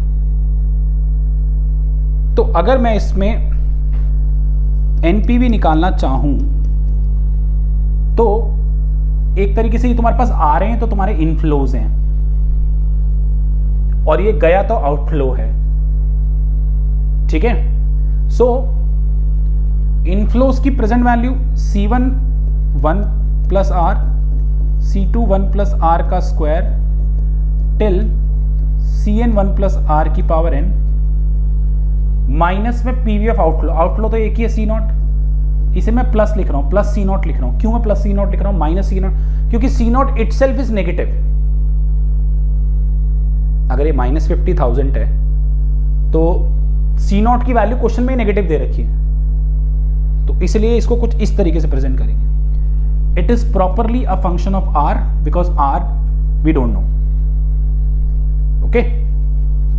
तो इसको कुछ इस तरीके, आप ना वाली वीडियो देखोगे ना तो समझ में आ जाएगा NPV IRR वाली। नहीं, लगाना पड़ेगा आपको आधा घंटा।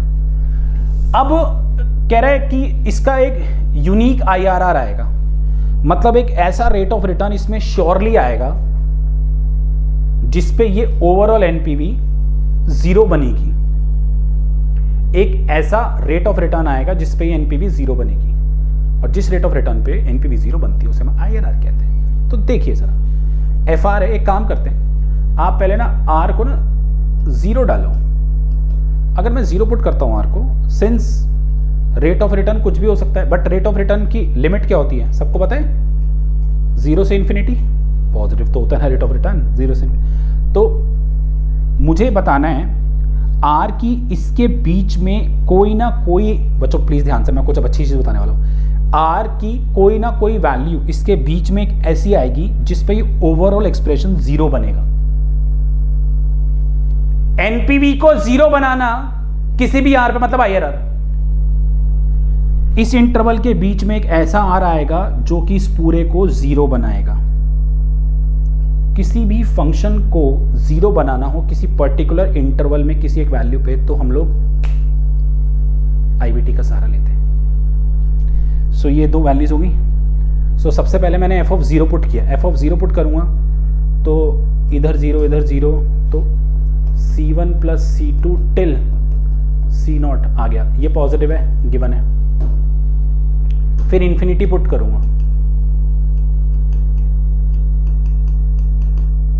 Something by infinity 0, something by infinity 0, something by infinity 0, only C0 बचेगा, ये नेगेटिव है। भाई साहब ऑपोजिट इन साइन आ गया।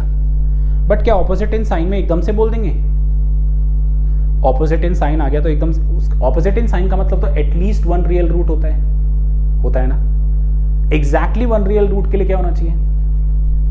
ऑपोजिट, क्योंकि since it is not polynomial, तो ऑपोजिट इन साइन के साथ साथ एक चीज और चेक करनी है, स्ट्रिक्टली इंक्रीजिंग स्ट्रिक्टली डिक्रीजिंग। करो इसका डेरिवेटिव f'(r), चेक करो। IVT का भी डाला हुआ है यूट्यूब पे, तुम लोगों के लिए इतना कुछ करा हुआ है, तुम लोग अप्रिशिएट ही नहीं करते। अगर थोड़ी सी अप्रिशिएशन देनी हो तो इस पे कमेंट सारे के सारे कर देना अच्छे अच्छे। ये बचेगा, डिक्रीजिंग आ रहा है, since function is decreasing and they are opposite in sign, hence it must have exactly a unique R in between 0 से इन्फिनिटी। लिख लेना, मैं लिखवा नहीं रहा रिकॉर्डिंग करके। Since they are opposite in sign and the function is strictly decreasing, so there must be a unique value of R in between 0 to infinity, which makes this f of R equal to 0 using IVT concept. And if we have a unique R which makes f of R 0, that unique R is called internal rate of return. Okay guys, आगे move कर रहे हैं question number 4 के A पे। If f is continuous function on the interval 0 से 1, f of 0 greater than 0 दे रखा है, f of 1 less than 1 दे रखा है, then there is some number c belongs to 0 से 1 which satisfy fc equal to c.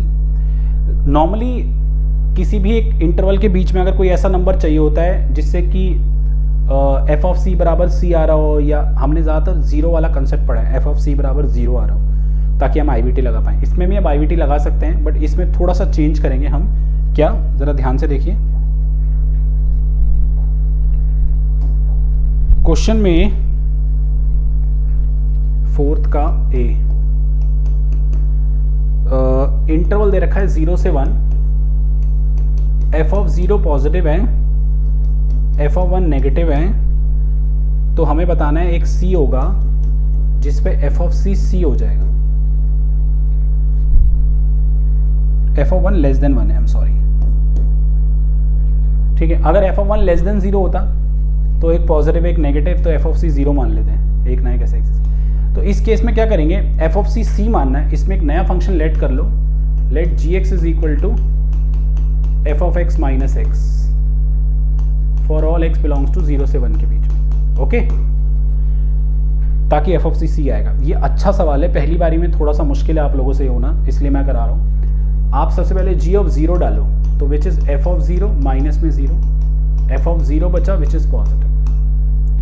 फिर आप g of 1 डालो, f of 1 minus 1, since f1 is less then 1, ये लेस देन 1 है, तो लेस देन 1 में से 1 माइनस करेंगे तो ये नेगेटिव हो जाएगा।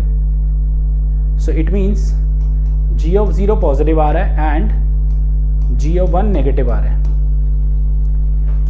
then using IVT at least one C belongs to 0 से 1 such that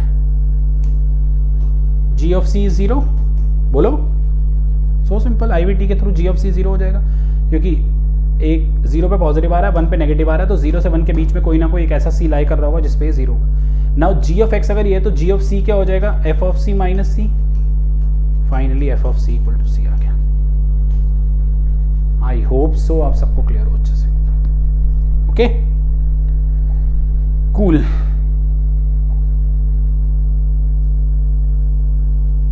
बी पार्ट पे जाते हैं. सपोज दैट द वैल्यू, ये मैंने अपने स्टूडेंट्स को काफी करा रखा है. Wine is given as the following function. ये फंक्शन दे रखा है वाइन वाले का इन करोड़ t 0 पे at the rate of interest 10% compounded continuously. Continuously मतलब एक्सपोनेंशियल लेके चलते हैं. And the assuming zero storage cost, what is the optimal time to sell the wine, interpret the first order condition. ठीक है, fine. Move करते हैं. Fourth का C part है.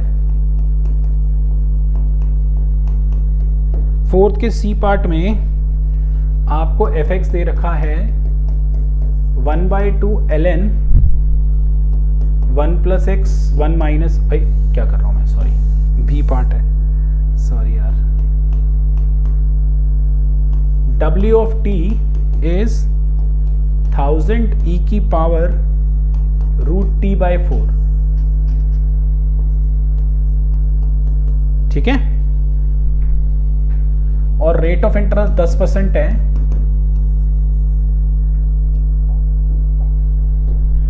आगे देखते हैं ऑप्टिमल टाइम. ऑप्टिमल टाइम क्या होता है? जिसपे वो टाइम जिसपे प्रेजेंट वैल्यू मैक्सिमम होती है. So let z equal to present value which is equal to जो भी wt इंटू ई की पावर माइनस RT. तो wt है 1000 e की पावर √t/4 इंटू ई की पावर माइनस R 0.10 है इंटू t. फाइनली z हो जाएगा 1000 e की पावर √t/4 माइनस 0.10 t. ऐसा ही कुछ आ रहा है, बिल्कुल ऐसे कुछ आ रहा है. नाउ डिफरेंशिएट करना है, 0 रखना है, तो dz/dt करेंगे हम लोग. सो 1000 e की पावर √t/4 माइनस 0.10 t, फिर 1/t की पावर, एक सेकेंड रुकना, t/4 की पावर हाफ हो गया ना. सो 1/2 √t/4 इंटू में 1/4 माइनस 0.10. यही है, ठीक है. इससे ही कट जाएगा क्योंकि √4 2 हो जाएगा. Okay fine. So now dz/dt को 0 रखेंगे फर्स्ट ऑर्डर के लिए, तो ये पोर्शन तो नहीं, सिर्फ इतना ही आएगा. 1/4 √t minus 0.10 t, 4 √t equal to 0.10. Finally 1/√t 0.4, √t is 1/0.4, √t is 100/40, 25 एक सेकेंड, 100/40 25/4 आ जाएगा. यही आ रहा है, 100/16 आ जाएगा ना. एक सेकेंड, कैलकुलेशन दोबारा देखो. 0.4 आ रहा है, ठीक है. सो √t इज 1/0.4, 40/100 10/4 आ जाएगा.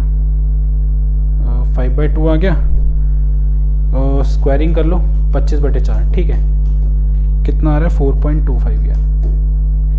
नाउ सेकेंड ऑर्डर भी करके लेस देन 0 आ जाएगा, डेरिवेटिव हो जाएगा वो भी आराम से. बच्चों ये तो आप खुद कर लेना यार. बाकी मार्केट से अगर आपने मेरा 10 ईयर उठाया होगा तो सेकेंड ऑर्डर आपको इसका मिल जाएगा विच इज लेस देन 0. ठीक है, आई होप क्लियर होगा ये वाला पार्ट आराम से. फोर्थ का सी. फोर्थ के सी में fx है मेरे पास 1/2 ln 1 + x 1 - x,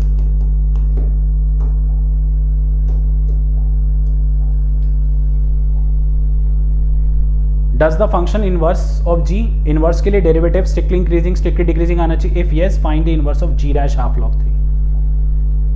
ओके देखिए, सो इनवर्स के लिए how should we proceed, derivative करना पड़ेगा, मर्जी ऑल योर्स। मेरे हिसाब से तो पहले इसको ऐसे कर लो, है ना, डेरिवेटिव कीजिए half 1/1 plus x plus 1/1 minus x. समझ में आ गया, प्लस क्यों आ गया, चेन रूल लगेगा। This is just a calculation, this is 1 plus x 1 minus x, this is 1 minus x 1 plus x, ये कैंसिल हुआ, half into 2/1 minus x square which is 1/1 minus x square. Since it is a logarithm function तो domain इसकी बहुत matter करती है, positive होनी चाहिए, -1 1, सो ये आएगा मेरे पास माइनस प्लस माइनस, तो इसकी डोमेन आ रही है -1 से 1 के बीच। ये फंक्शन ही डिफाइंड -1 से 1 के बीच में है, तो इसका डेरिवेटिव -1 से 1 के बीच में पॉजिटिव आ जाएगा। आप लिखेंगे since it is strictly increasing so it is invertible. उसके बाद आपसे मांगा हुआ इसमें जी डैश हाफ लॉग 3, ठीक है जी, सबको पता है इनवर्स फंक्शन थ्योरम का भी वीडियो मैंने यूट्यूब पे डाला हुआ है, ठीक है, g dash y is 1/f dash x. So question में एफ एक्स हाफ लॉग 3 है तो एक्स क्या होना चाहिए, निकाल सकते हैं हम लोग। एफ एक्स वाई तो होता है, हाफ से हाफ गया, log 3 not log 3 is equal to 1 plus x upon 1 minus x, 3 minus 3x 1 plus x, minus 4x equal to minus 2x half आ गया। so g dash half log 3 is 1/f dash half, आप x को half यहां put करोगे and finally आ रहा है आपके पास 1 minus 1/4, so 1/3/4, 4/3, 3/4 ही आ गया, ये आंसर आ रहा है। This is simple, okay guys. Next question is for Jensen's inequality, amazing question. Given f and g are not differentiable function, g is equal to this is convex if f is convex. Clearly mention कर दिया not differentiable, तो तुम्हारा दिमाग चल जाना चाहिए concave convex में जेनसेन्स inequality लगेगा, ओके। सो देखिए मैं इसको थोड़ा पूरा फ्रेश तरीके से करूँगा। Everyone have a look, question number कौन सा है, एक सेकेंड बच्चों बस, हाँ,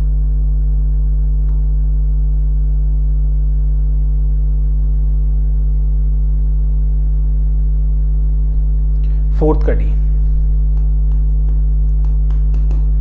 सो जी ऑफ एक्स दे रखा है small f x f of a x plus b, f and g differentiable नहीं है, गिवन है एफ इज कन्वेक्स, मतलब f 1 minus lambda a plus lambda b is less than equal to 1 minus lambda f of A plus lambda f of B. और to proof क्या है, जी को convex दिखाना है, जी इज कन्वेक्स, मतलब g of 1 minus lambda a plus lambda b less than equal to 1 minus lambda g of A plus lambda g of B, और else g of 1 minus lambda a plus lambda b 1 minus lambda g of a minus lambda g of b less than equal to 0। Overall ये left hand side को हमें less than equal to दिखाना है। सो आराम आराम से चलते हैं, लेफ्ट हैंड साइड अगर लेके चलें, g ऑफ ये में यहाँ पुट कर दो, f ऑफ a 1 minus lambda a plus lambda b plus b 1 minus lambda f of A plus b minus lambda f of a b plus b. ये कर गाइस, कुछ नहीं किया, x की जगह ये डाला, वही x की जगह यहाँ आएगा बट f की फॉर्म में आएगा। ठीक है, so is this, so is this, तो g converted into f form, क्योंकि gx f of ax plus b है, ज़्यादा डिफिकल्ट नहीं है। इसमें थोड़ा सा एक मैनिपुलेशन करना है, that manipulation is put small b is 1 minus lambda b plus b lambda. थोड़ा सा मुश्किल अपने आप होना आप लोगों से पहली बारी में, क्योंकि ना फिर कॉमन नहीं निकल पाएगा इस वजह से। So f of a 1 minus lambda a plus lambda b plus b की जगह रख दिया मैंने 1 minus lambda b plus lambda b. यही है बिल्कुल। इसके बाद इधर मैं आया -1 minus lambda, am I going right? Yes, I'm going right. f of a plus b minus lambda a of b, इसको ना मैं भी ऐसे ही रख रहा हूँ, इस वाले b को। अब ना जो मैंने यहाँ पे वैल्यू डाली है, अगर तुम थोड़ा सा ध्यान दो, इसमें और इसमें 1 माइनस लैम्डा कॉमन आ जाएगा। सो क्या बचेगा, ए प्लस बी, समझे? 1 माइनस लैम्डा कॉमन आया तो a into capital a plus b, और लैम्डा कॉमन आएगा तो a b plus small b. अब कुछ थोड़ा ना बेहतर चीज नजर आएगी, माइनस दिस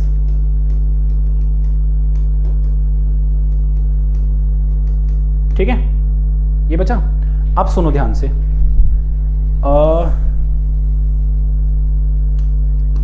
लेट कर लो a प्लस बी को sum x1 and a b plus b को sum x2, then what left, f of 1 minus lambda x1 plus lambda x2 1 minus lambda f of x1 minus lambda f of x2। ये proper Jensen's बन रहा है f का, f of 1 minus lambda a plus lambda b 1 minus lambda f ऑफ a minus lambda f of b, और ये हमें less than equal to 0 दे रखा है क्योंकि ये f कन्वेक्स है।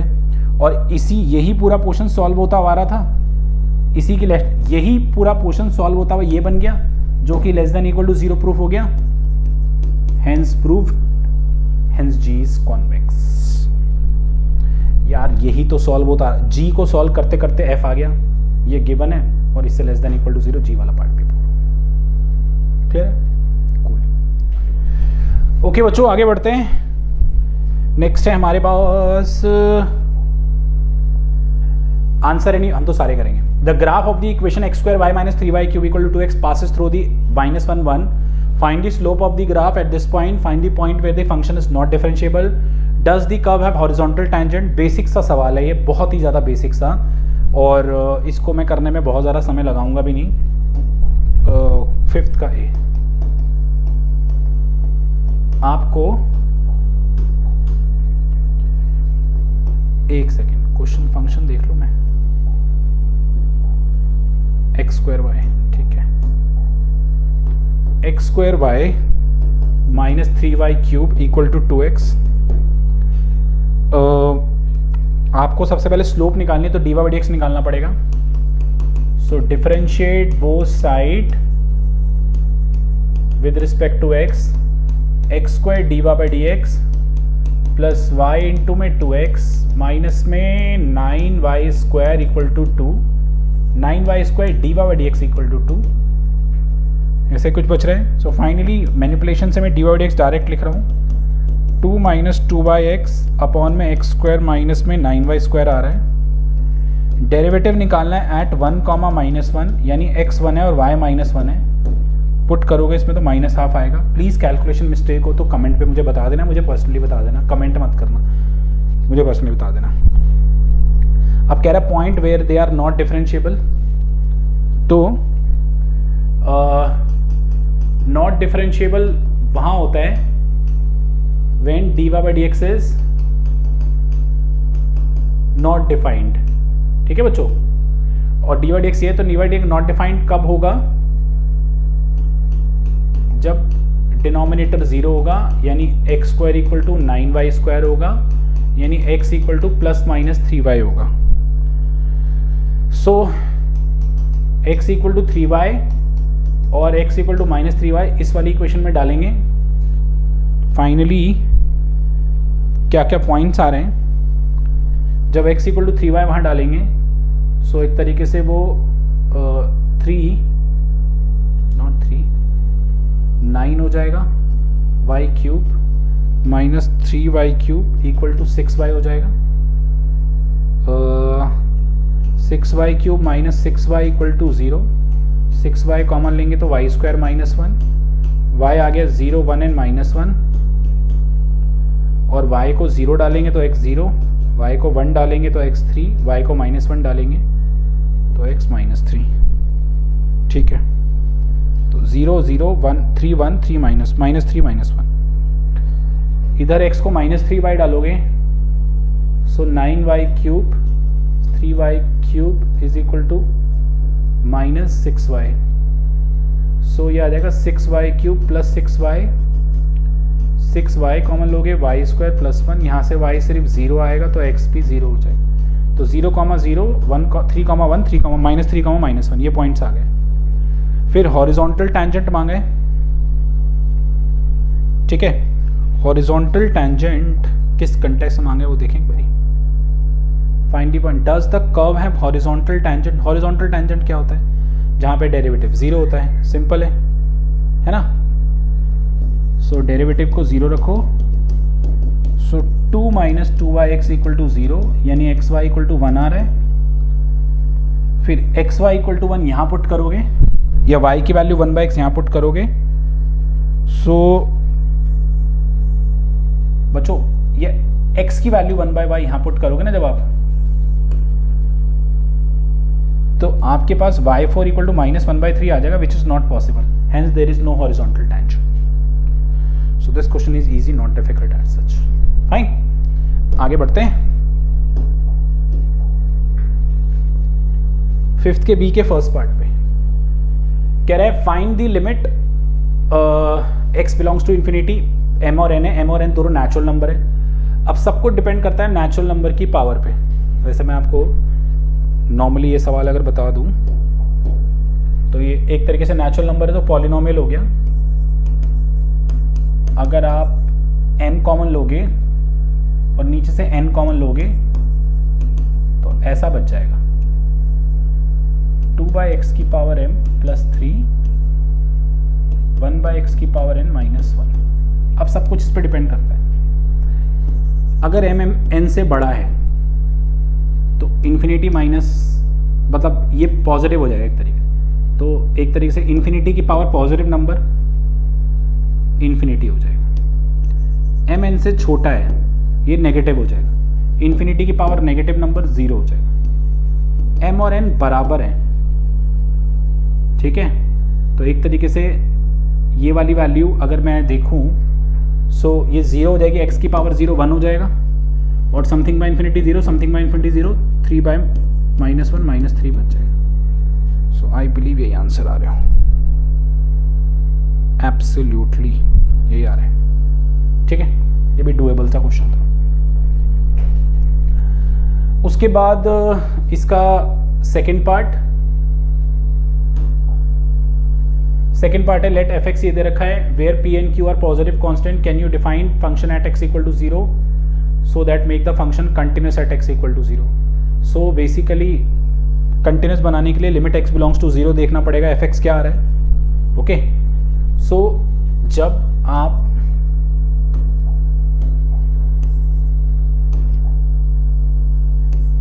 एक सेकेंड बच्चों,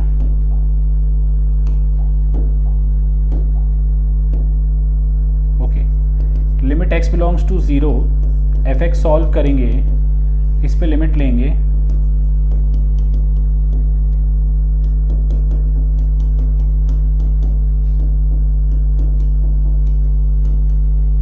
तो ये 0 बाई 0 बनेगा। लॉपिटल लगा लो, लॉपिटल लगाओगे तो 1/1 plus x by p into 1 by p, 1/1 minus x by q into -1 by q upon 1। 0 डालोगे तो ये 1 by p plus 1 by q आ जाएगा। आई होप ऐसे कुछ आ रहा हो। यस, सो फंक्शन कंटिन्यूस तब होगा, इसने पूछा है can you define f x at x equal to 0 so that the function makes continuous. जो LHL RHL आएगा अगर वही फंक्शन वैल्यू आएगी तभी कंटिन्यूस होगा। LHL RHL मतलब limit x belongs to 0 f x, इसका मतलब limit x belongs to 0 f x ये आ रहा है। तो अगर f ऑफ 0 भी यही आएगा तभी फंक्शन कंटिन्यूस बन पाएगा, अदरवाइज नहीं बन पाएगा। तो अब लिखोगे if f of 0 is also equal to 1 by p plus 1 by q then this function will be continuous at x equal to 0. That's all. Okay. Next question है इसका present discounted value से related. Consider two cash flow A and B. For cash flow A you receive 10 every year for 5 year with the first payment being a year from now, एक साल बाद, और cash flow B में x मिल रहा है हर साल forever with first payment being today. What is the value of x so that the cash flow B has the same present value of the cash flow of A?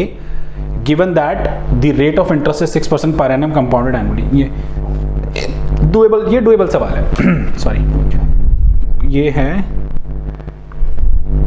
5th के C का first.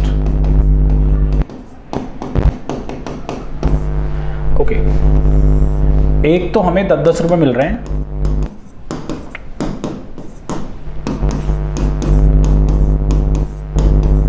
ठीक है। B में हमें x मिल रहा है for ever. So present value दोनों की इक्वल है और वहां से x निकालना है। रेट ऑफ इंटरेस्ट कितना है? 6% है। सो PV ऑफ A क्या निकलेगा? 10/1.06, 10/1.06 का स्क्वायर टिल 10/1.06 की पावर 5। इसको GP से फॉर्मूले से लगाओगे तो ये ऐसा आ जाएगा, ठीक है। ये शायद 42.833 आ जाएगा। इसका PV करोगे x प्लस x/1.06, x/1.06 का स्क्वायर, ये आ जाएगा a/1 माइनस r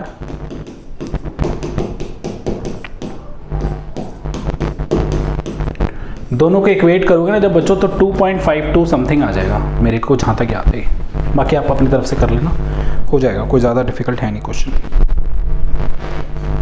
चलिए आगे बढ़ते हैं अब हम लोग नेक्स्ट पे। क्वेश्चन नंबर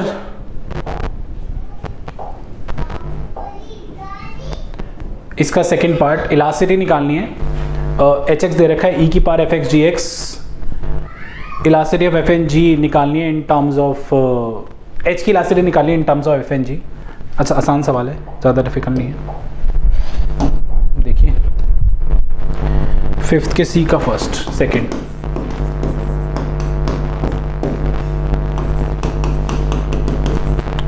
e की पावर fx इंटू जी। ये लॉग लेके थोड़ा आसान हो जाएगा, लॉग ले लीजिए, ये fx इंटू जी एक्स हो जाएगा। डेरिवेटिव करेंगे, this is fx into g dash x plus g x into f dash x. Okay, so ठीक है, ये हो गया 1/hx into h dash x. इसको इलास्टिसिटी बनाने के लिए एक काम करते हैं, ये एज इट इज चल रहा है। Finally elasticity of h x with respect to x क्या होता है? x/hx into h dash x, h dash x by h x, ये निकला हुआ है पूरा, ये पूरा पुट कर दो, x से मल्टीप्लाई कर दो इसको, x fx into g dash x, ठीक है। उसके बाद इलास्टिसिटी बनाने के लिए इसको g की gx से डिवाइड और gx से मल्टीप्लाई कर लें, और इसको f की fx से डिवाइड और एफ एक्स से मल्टीप्लाई करने हैं। ओके, फाइनली कुछ ऐसा ही आ रहा है, बिल्कुल ऐसा आ रहा है। F x into g x common आ जाएगा, ठीक है। ये हो गया elasticity of g with respect to x, elasticity of f with respect to x. Simple सवाल है, ज़्यादा डिफिकल्ट नहीं बच्चों। फिफ्थ का लास्ट पार्ट, डिमांड दे रखी है f of p plus t, supply दे रखी है ये, where f and g are differentiable function, f dash s less than 0 है, g dash s greater than 0 है। डिमांड और सप्लाई को इक्वेट करके dp बाई dt निकालो, also comment on it sign, find the expression for this. ये बहुत आसान सवाल है, ज़्यादा डिफिकल्ट नहीं है, बट स्टिल मैं कर देता हूँ इसको इसी पे ही। देखिए, सो डिमांड और सप्लाई को इक्वेट करेंगे, एक काम करते हैं पेज पे ही कर देते हैं।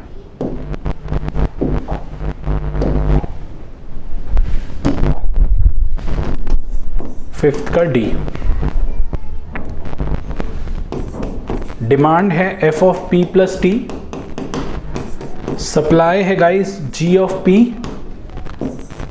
डिमांड और सप्लाई को इक्वेट करा f of p plus t g of p, फिर डिफरेंशिएट करना है विद रिस्पेक्ट टू टी, क्योंकि dp बाई dt निकालना है, f dash p plus t dp by dt plus 1 g dash p into dp by dt, ठीक है।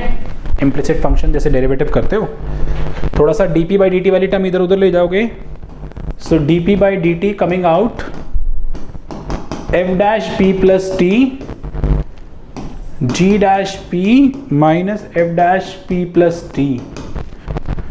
Since F dash मुझे दे रखा है नेगेटिव एंड जी डैश मुझे दे रखा है पॉजिटिव, तो ये नेगेटिव नेगेटिव पॉजिटिव हो जाएगा, ऊपर नेगेटिव है तो ओवरऑल साइन नेगेटिव हो जाएगा। ओके, उसके बाद हमसे नेक्स्ट मांगा है ये d by D T of p plus T, which is dp by D T plus d by D T of t, यानी dp by D T plus 1। Since dp by D T already coming out, इसमें 1 plus करेंगे तो पूरा expression ये आ जाएगा काट पीट के।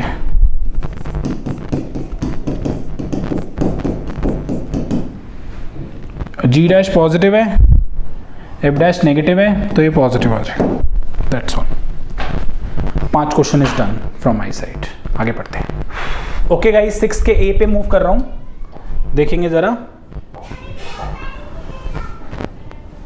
कह रहा है कि monopolist with the cost function इतना half x square and demand function इतना है, इक्विलिब्रियम प्राइस क्वांटिटी निकालो जहां पे M R equal to M C होता है। What would be the equilibrium price quantity? Monopolist is forced to take a price as given under perfect competition. फिर profit को compare करो। To ensure the monopolist act like a perfect competitive, specific tax t per unit is imposed, find the equilibrium output, show that actually negative, what does it implies।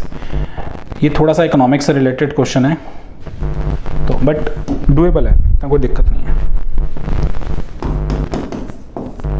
6th का ए, cost दे रखी है half x square, x दे रखा है 12 minus P. पहला part equilibrium निकालना है। Equilibrium condition कब होती है? एम आर एम सी के इक्वल होता है जब, तो एम सी तो डेरिवेटिव डायरेक्टली कर लो, इसका एक्स आ जाएगा। रेवेन्यू निकाल लो पी इंटू एक्स, ठीक है, 12 माइनस 2x। एम आर निकालो, ये एम आर ही आ गया, आई एम सॉरी। अब एम आर एम सी का इक्वेट करो, x 4 आ रहा है और p 8 आ रहा है। पहला पार्ट क्लियर है। सेकेंड में परफेक्ट कंपटीशन। परफेक्ट कंपटीशन में सबको पता है p equal to M C होता है। सो p है 12 माइनस एक्स और एम सी है x, ठीक है। 2x equal to 12, x equal to 6 आ गया and p equal to p भी 6 आ गया। प्रॉफिट दोनों सिनारियो में निकालना है। प्रॉफिट बच्चों आर माइनस सी होता है। सो आर माइनस सी करके आ रहा है 12x माइनस 3x²/2। मोनोपोली के केस में, मोनोपोली में x और p को पुट कर दोगे, x को यहाँ पे 4, तो प्रॉफिट आ रहा है 24, और परफेक्ट कंपटीशन में x को पुट करोगे 6, तो प्रॉफिट आ रहा है 18। सिंपल है बच्चों, ये तो नॉर्मल इकोनॉमिक्स टाइप सवाल है। कह रहा है t per unit tax impose कर दिया गया।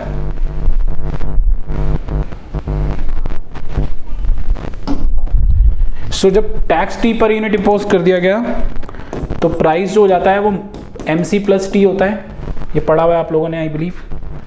सो p 12 माइनस एक्स है, mc x है प्लस टी, फाइनली x आ गया यहाँ से 12 minus T by 2 equilibrium output. ठीक है। अब since x is positive, so 12 minus T by 2 is also positive. यहाँ से टैक्स आ जाएगा लेस देन 12, ये कंडीशन निकालनी। ठीक है, x के पॉजिटिव होने पे t less than 12। This is the condition for the imposition of tax in case of monopoly वाला पार्ट जो हम कर रहे हैं। ओके, आगे बढ़ते हैं। ओके गाइस, 6 के b वाले पार्ट पे जाते हैं। देखिएगा, अब सारे इजी क्वेश्चन है। फंक्शन आपको दे रखा है 6 माइनस x², एक इंटरवल में find the extreme points of f। इसमें तुम लोग एब्सोल्यूट मैक्सिमम मिनिमा निकाल सकते हो क्योंकि डोमेन के अंदर बंद है। 6 माइनस x² x² माइनस 4। ठीक है,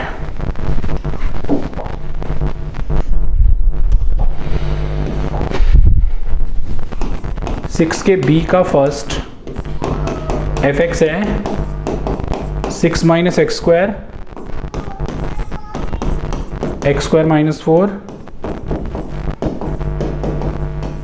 ठीक है, सबसे पहले f डैश x करेंगे 6 minus x² 2x upon 2 root x² minus 4 root x² minus 4 minus 2x। ये कट जाएगा। एलसीएम वगैरह लेके कुछ ऐसा बच रहा है बच्चों मेरा, आप लोग भी करेंगे। ठीक है, 0 के इक्वेट करेंगे। So 14x minus 3x cube equal to 0। x common लेंगे, 14 माइनस 3x²। यहाँ से एक 0 आ रहा है और एक x आ रहा है रूट 14/3 और एक x आ रहा है माइनस रूट 14/3। ठीक है, डोमेन है -6 से -2, तो ये भी कंसिडर नहीं करेंगे और ये भी कंसिडर नहीं करेंगे। अब सिंस क्लोज इंटरवल दे रखे हैं तो एक बारी -6 डालो, एक बारी -2 डालो, एक बारी f ऑफ माइनस रूट 14/3 डालो, उससे पता लग जाएगा क्या आ रहा है एक्सट्रीम। इससे मेरा आंसर आ रहा है -30/√32 -30 इंटू √32। इससे 0 आ रहा है, इससे 2/3 इंटू दिस आ रहा है। ये ग्लोबल मिनिमा आ रहा है, ये ग्लोबल मैक्सिमा आ रहा है। प्लीज़ आई रिक्वेस्ट एवरीवन, आप लोग भी अपनी कैलकुलेशन कीजिएगा और बताइएगा कि मेरी कैलकुलेशन गलत तो नहीं है। ओके,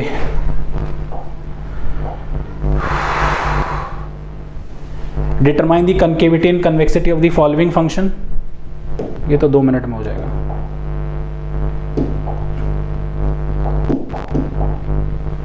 ओके,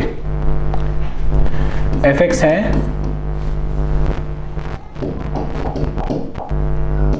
इसका डेरिवेटिव ही करते हैं ना डायरेक्ट। पहले ना fx को ना मैंने वो कर लिया ओपन, e की पावर 4x प्लस 16 e की power minus 2x plus 8 e की पावर x। डेरिवेटिव किया 4 e की पावर 4x, 32 e की पावर माइनस 2x, 8 e की पावर x। सेकेंड ऑर्डर किया 16 e की पावर 4x, 64 e की पावर माइनस 2x, 8 e की पावर x। एक्सपोनेंशियल कभी नेगेटिव नहीं होता, स्ट्रिक्टली पॉजिटिव आ रहा है, हेंस कन्वेक्स हो गया। बहुत ही आसान सवाल है बच्चों, बहुत ही ज़्यादा आसान सवाल है। आगे बढ़ते हैं। ओके गाइस, 6 के सी पे मूव कर रहे हैं हम।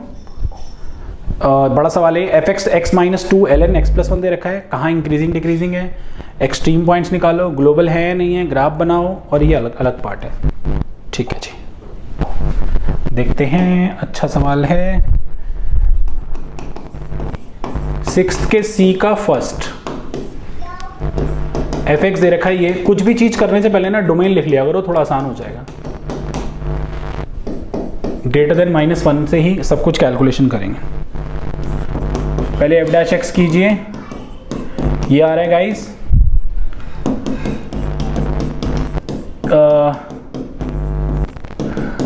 x -1 x +1, डोमेन -1 से इन्फिनिटी है, 1 भी आएगा। 1 से पहले का नंबर डालोगे 0 डाल लो, नेगेटिव 1 के बाद पॉजिटिव, ऐसे ही आ रहा है। सो डिक्रीजिंग के इंटरवल आ गए -1 से 1, इंक्रीजिंग के आ गए 1 से इन्फिनिटी। कूल है।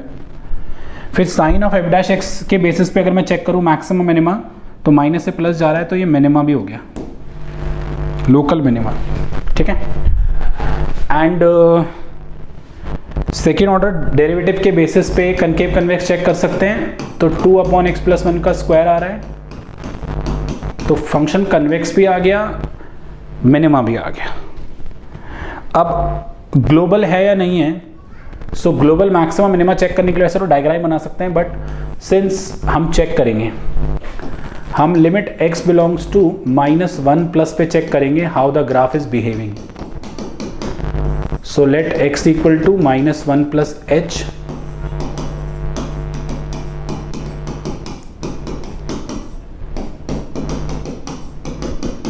कट गया, 0 -1 बचेगा, log 0 ln 0 जब बेस e होता है तो -∞ होता है, तो +∞ हो जाएगा शायद ही, डेफिनेटली +∞ आ रहा है। इससे क्या पता लगता है, नो ग्लोबल मैक्सिमा एग्जिस्ट। ठीक है, नो ग्लोबल मैक्सिमा एग्जिस्ट। अब इसका डायग्राम अगर तुम बनाओगे ना, डायग्राम बना के चेक कर सकते हो। देखो डायग्राम बना के चीज़ें कितनी अच्छे से क्लियर होती हैं।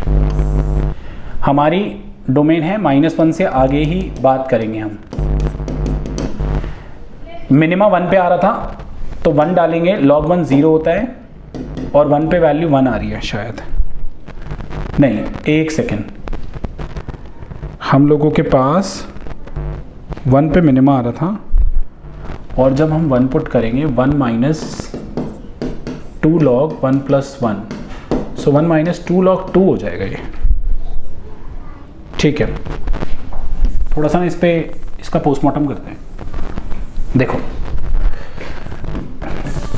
मिनिमा था f(1) 1 -2 log 2। बच्चों 1 -2 log 2 जो होता है, अगर आप चेक करना चाहो तो ये नेगेटिव होता है।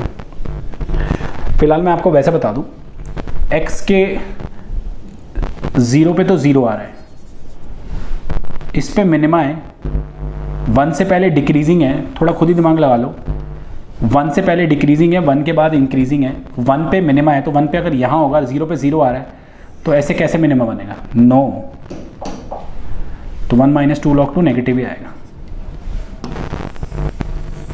ऐसा बनेगा डायग्राम इसका। सो ग्लोबल मिनिमा ही है नहीं, सो ग्लोबल मिनिमा एग्जिस्ट। वैसे भी ना log 2 की वैल्यू निकालना अभी मुश्किल है, थोड़ा सा ऐसे ही जज किया गया ये वाला सवाल।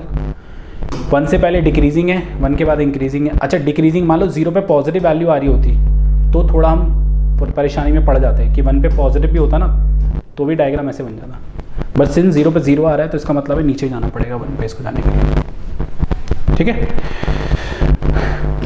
अगला सवाल बहुत आसान है बच्चों, उसमें कनकेव और कन्वेक्स के इंटरवल बताने हैं। 6 के c का 4th, मैं थोड़ा फास्ट कर रहा हूँ, gx ले रखा है, उसमें मैंने fx लिख दिया। ठीक है, f डैश x कर लो, डबल कर लो, 12 कॉमन ले लो,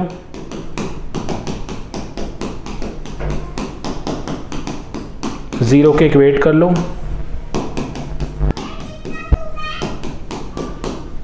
this is convex, concave, convex. ठीक है बच्चों, I am tired, I hope आप सबको ये पूरा 10 ईयर क्लियर हो गया हो। मेरे से कोई गलती हो तो मैं क्षमा चाहता हूँ आप लोगों से। प्लीज़ इसको थॉरो कीजिए, वीडियो को लाइक कीजिए, शेयर कीजिए, एंड कमेंट ज़रूर कीजिए कि कितना हेल्पफुल आपके लिए रहा। प्लीज़ कमेंट ज़रूर कीजिए। Thank you so much. Bye bye. नमस्ते।